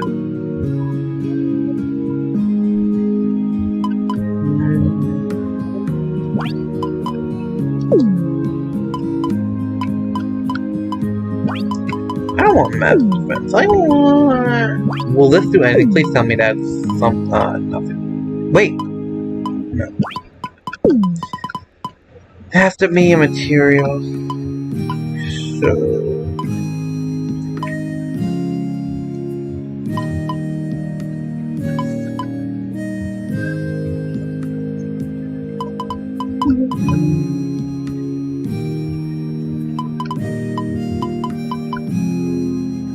I'll put this.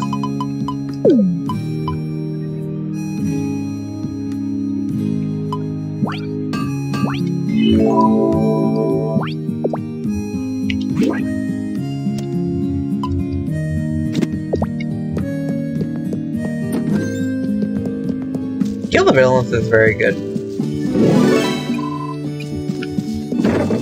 All right. What else is good?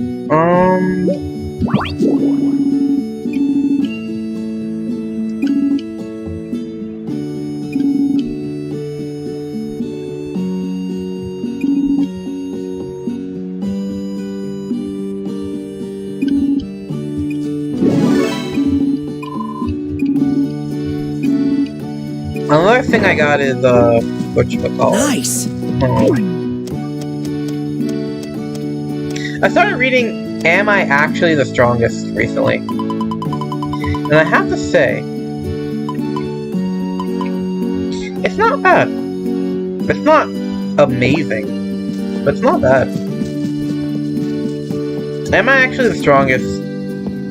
Generic isekai type shit. But, his parents abandoned him because, their magic system is basically, they measure your magic power, and normally it's double digits, so they don't have anything that reads higher than double digits. But when he gets isekai'd, they gave him 1,002. So, it reads as 2. So his parents abandoned him. By the way, his parents are the king and queen of the country. And, so what happens is that he meets a wolf. Wolf turns into girl, servant thing. And then he gets embarrassed because the servant thing is naked. Because, you know, I don't think the wolf knows how to make clothing. And, so that's how we start off our story. And then his uncle pulls up and says, I don't want my, nephew to be abandoned, and adopts him as a son. It's not a bad starting point, either. Later, hold on.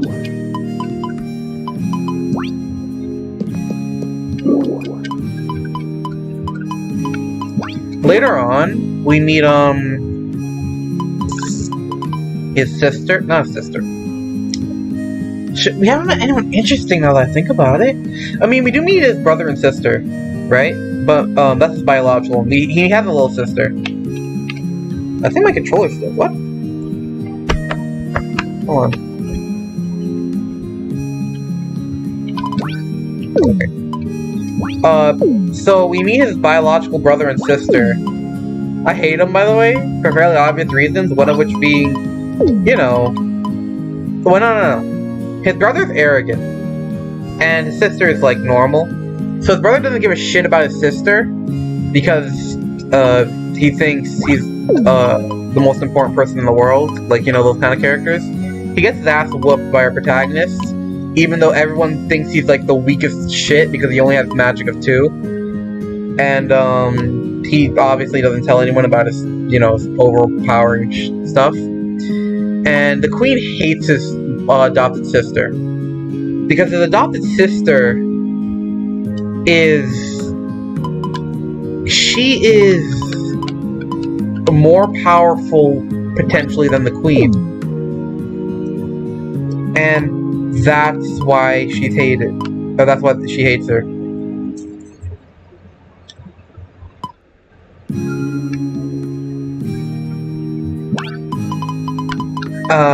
Yeah. Sorry, I'm just checking a few things.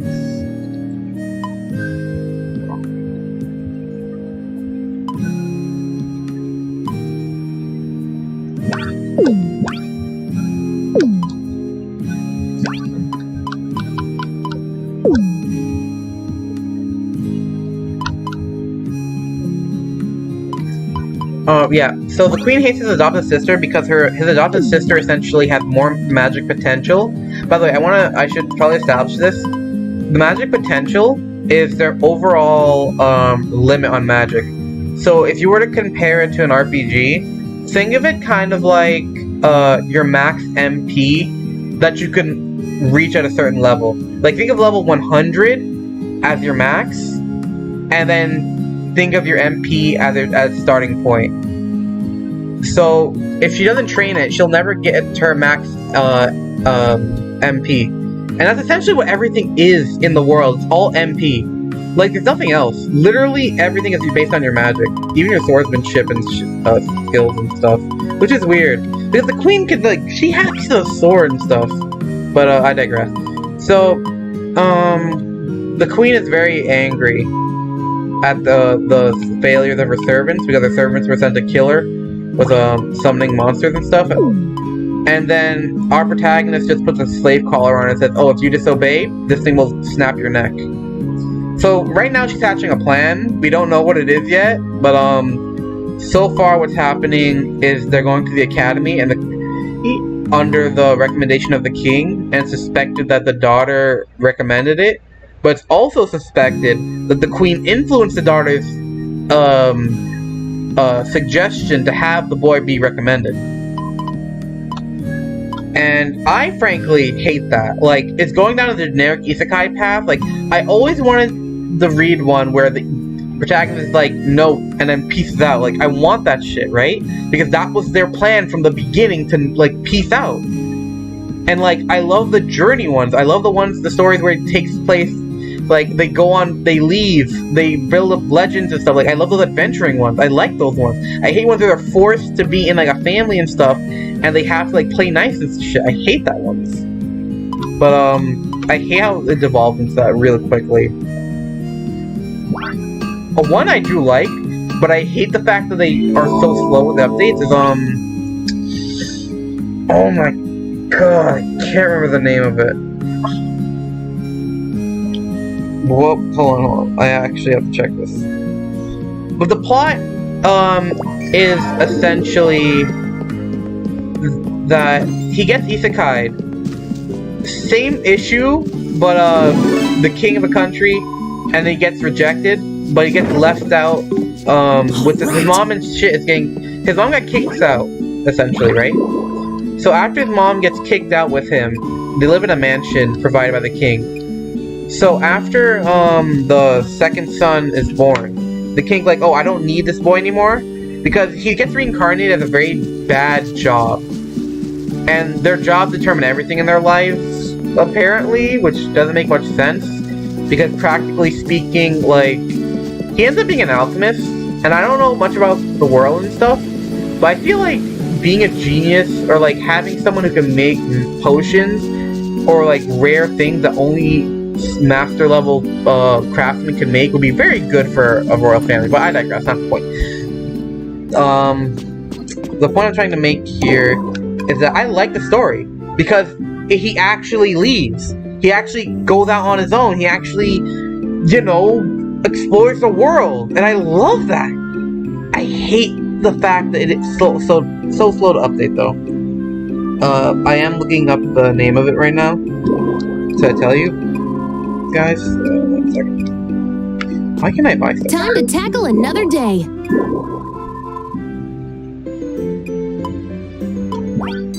Welcome.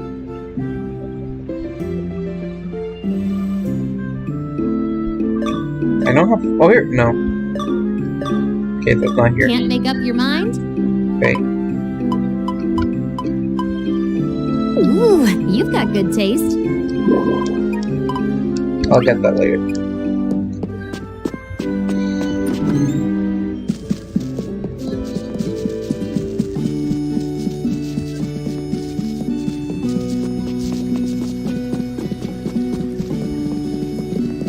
Here we go. It's called People Look Down on Me for Having a Clumsy Job, but it really isn't all that bad. That's a long title. It's a dumb title, and I feel like they could have come up with a better title. And I said title 3 times in one sentence? And that was kind of the point, because the title is very long and ridiculous, and it summarizes the story a bit too on the nose, if I'm being honest with you. Like, it kind of not defeats the point, but like, it's kind of weird that they just outright, you know. All right. Excuse me. It's kind of weird they always outright just tell you exactly, either they tell you exactly what the plot is, or it's just a false flag. And it's like, they don't need to do that. They could just make like Konosuba. Konosuba is a generic title of a world, right? Like, the title does tell you jack shit about what's happening in the story. This tells you literally exactly what's going to happen. Like, some people get that. Some people they like knowing what's going to happen going in. But I'm just not a fan of the ultra long titles. Like, have an abbreviation at least. Like, that's my note. My note isn't that the title is bad. My note is that the title needs an abbreviation.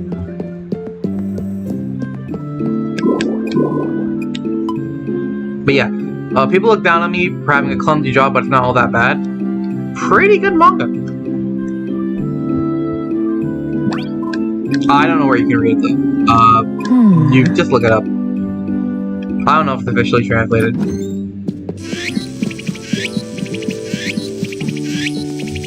It's very good though. Honestly, one of the better mangas I've read so far.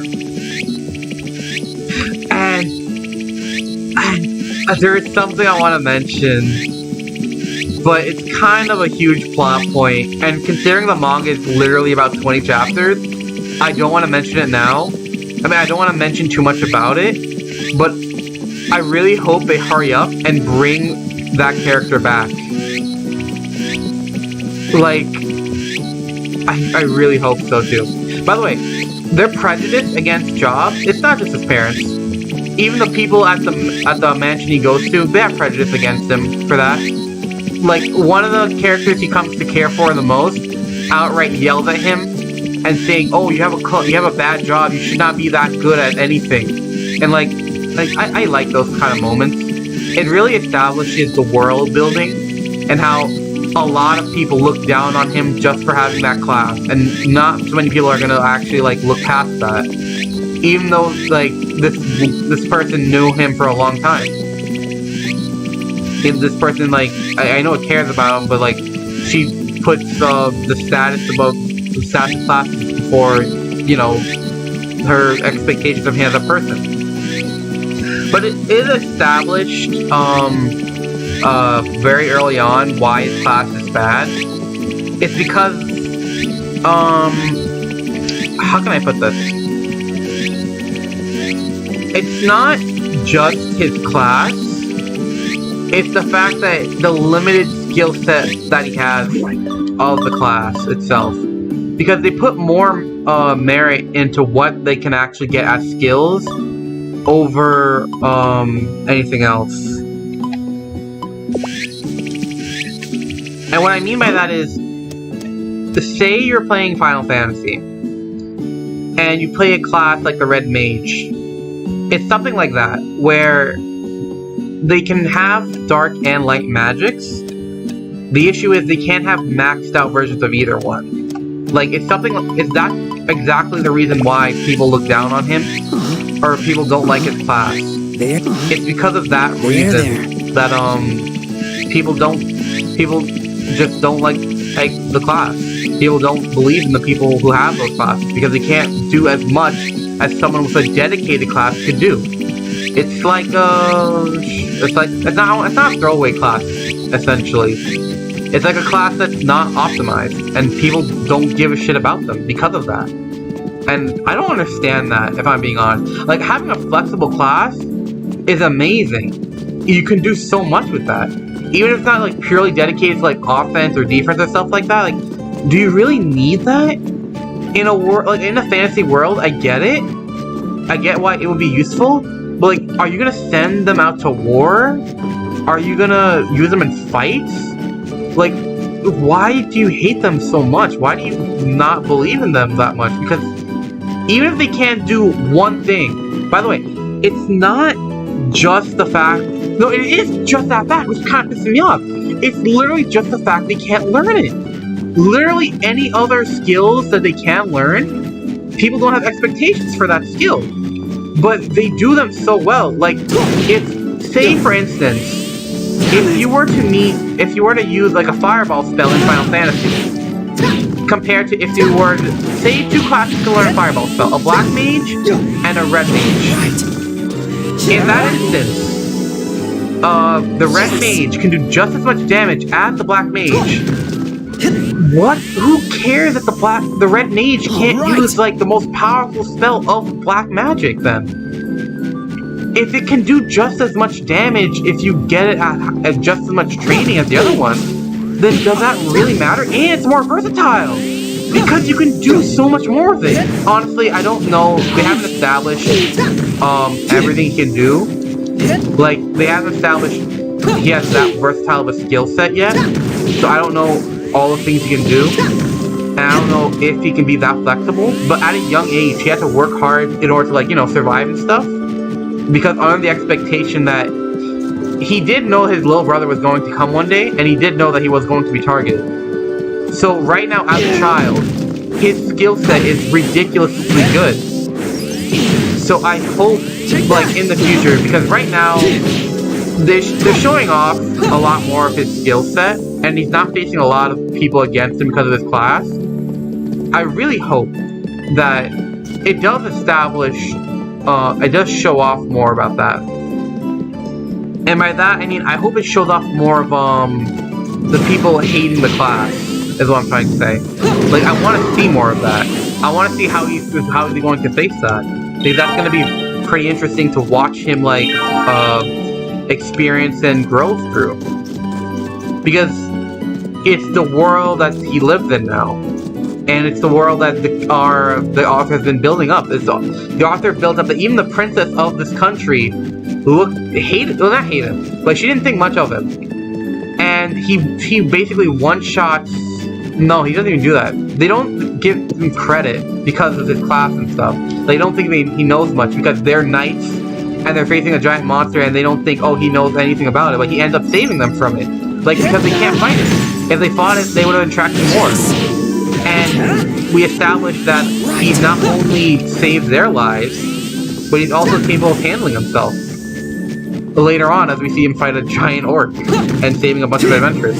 I really want to see how the author progresses it. I hope it's good.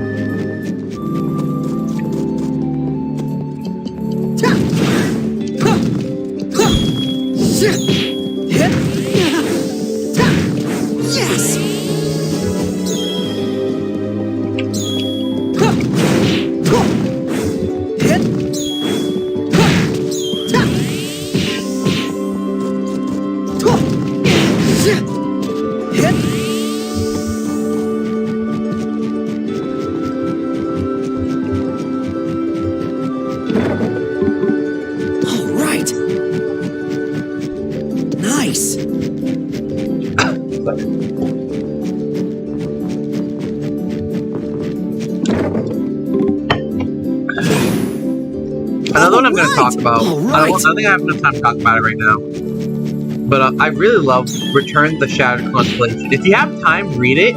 It's definitely worth reading. If you want some action-based, overpowered protagonist bullshit, but it's very good. I like it. Alright! I'm not going to get too much into it right now, but basically, if you read Manhwa's, like, omniscient reader, then you basically understand the term constellation. It's kind of like someone who is, well-known god, basically. It's kind of like a god. A constellation can be literally anybody, and once they have enough renown, like, people know of them, people tell stories about them, that's when they become, like, that's when they ascend and become constellations.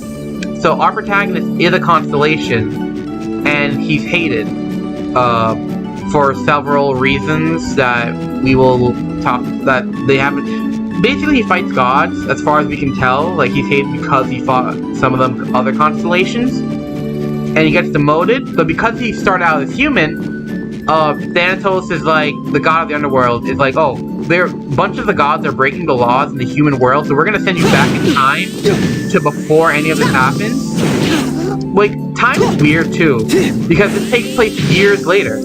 And, we can talk about that later when I get into it. But essentially, he has to start off after learning a bunch of, secrets from a bunch of constellations that were also, like, dethroned. And so, he starts off kicking ass, essentially.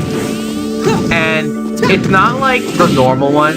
It's not like the normal overpowered stuff. He has pretty good character development in that, after he returns, he wants to become closer to his family. He wants to, like, make amends with them because he was a pro gamer. And then this takes place after he retires from being a pro gamer.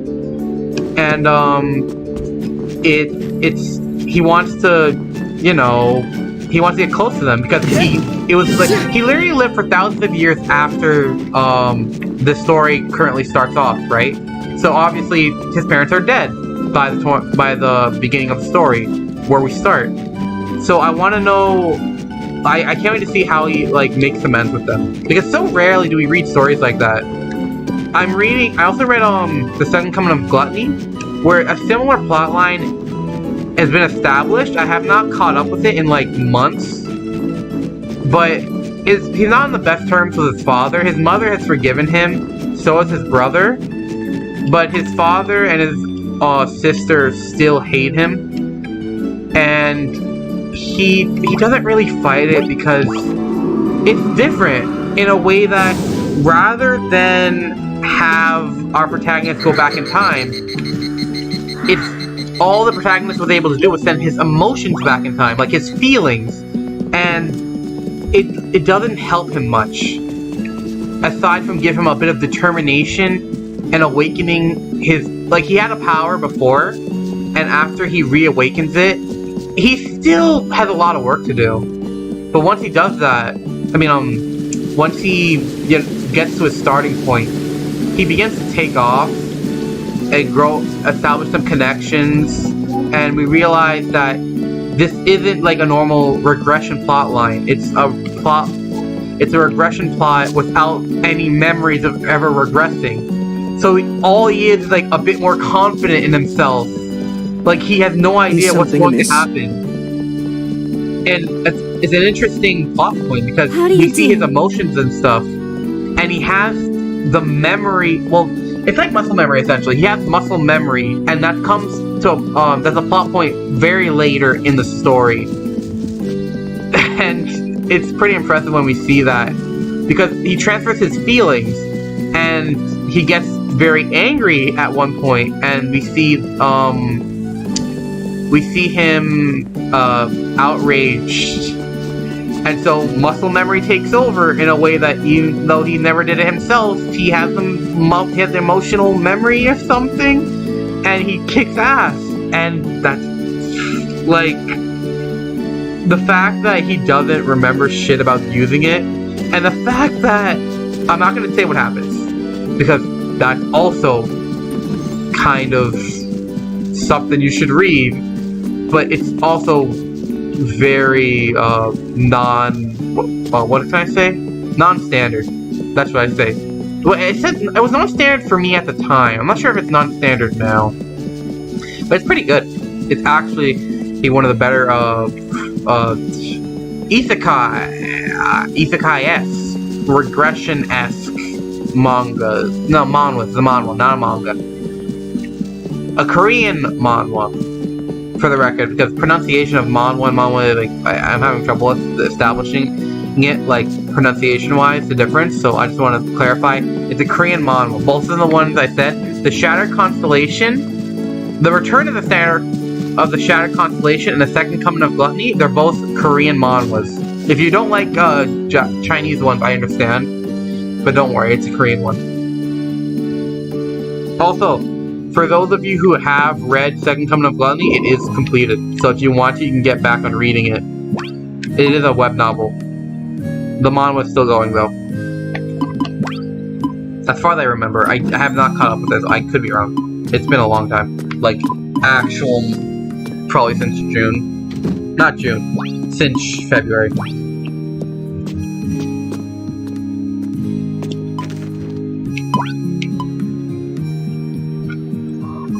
Where is it?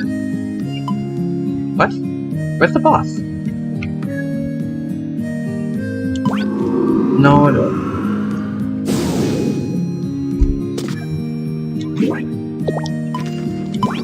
No, why am I pressing Y? I want to press X!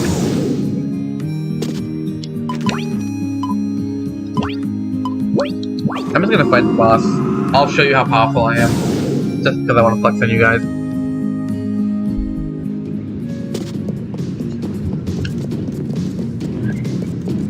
But yeah, you can get powerful accessories and weapons just by giving characters homemade items.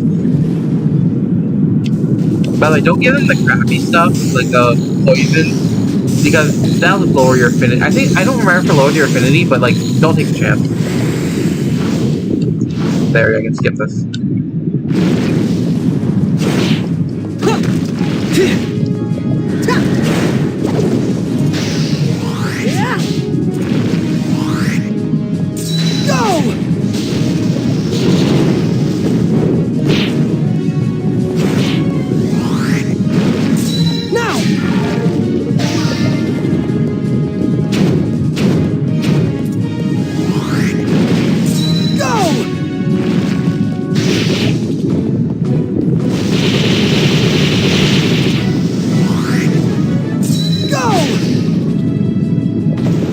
Oh, they killed it. I want to capture it. I know I can't capture it in the actual sense where it's like have a temporary tame, but I wanted to capture it in you know, in the sense that I can just get the item from it. Because if you capture bosses, you actually get an item from them. I don't remember what he gives you though. Why am I? Yeah, that's what I want to know.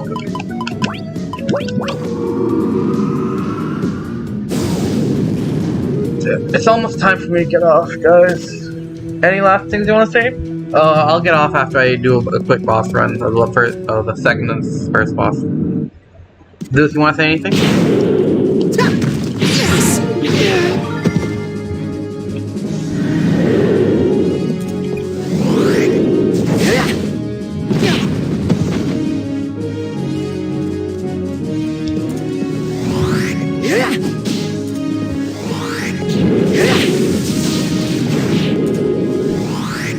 You killed it? Are you shitting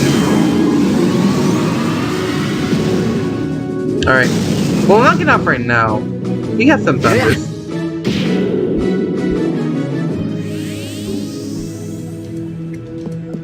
Oh, it's already dead. And don't mind. Alright!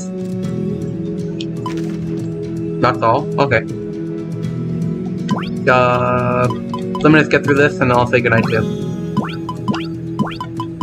What the hell am I? There.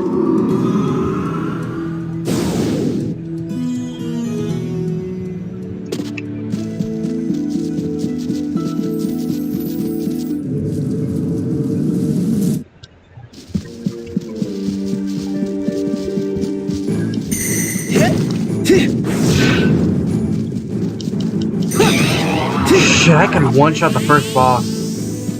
Jesus. If you want a quick guide how I get all this overpowered stuff, go back to the beginning of the stream. I do explain everything and my farming methods of how you can grind up your crafting. But that's it for tonight. Good night, guys. Good night, Zeus.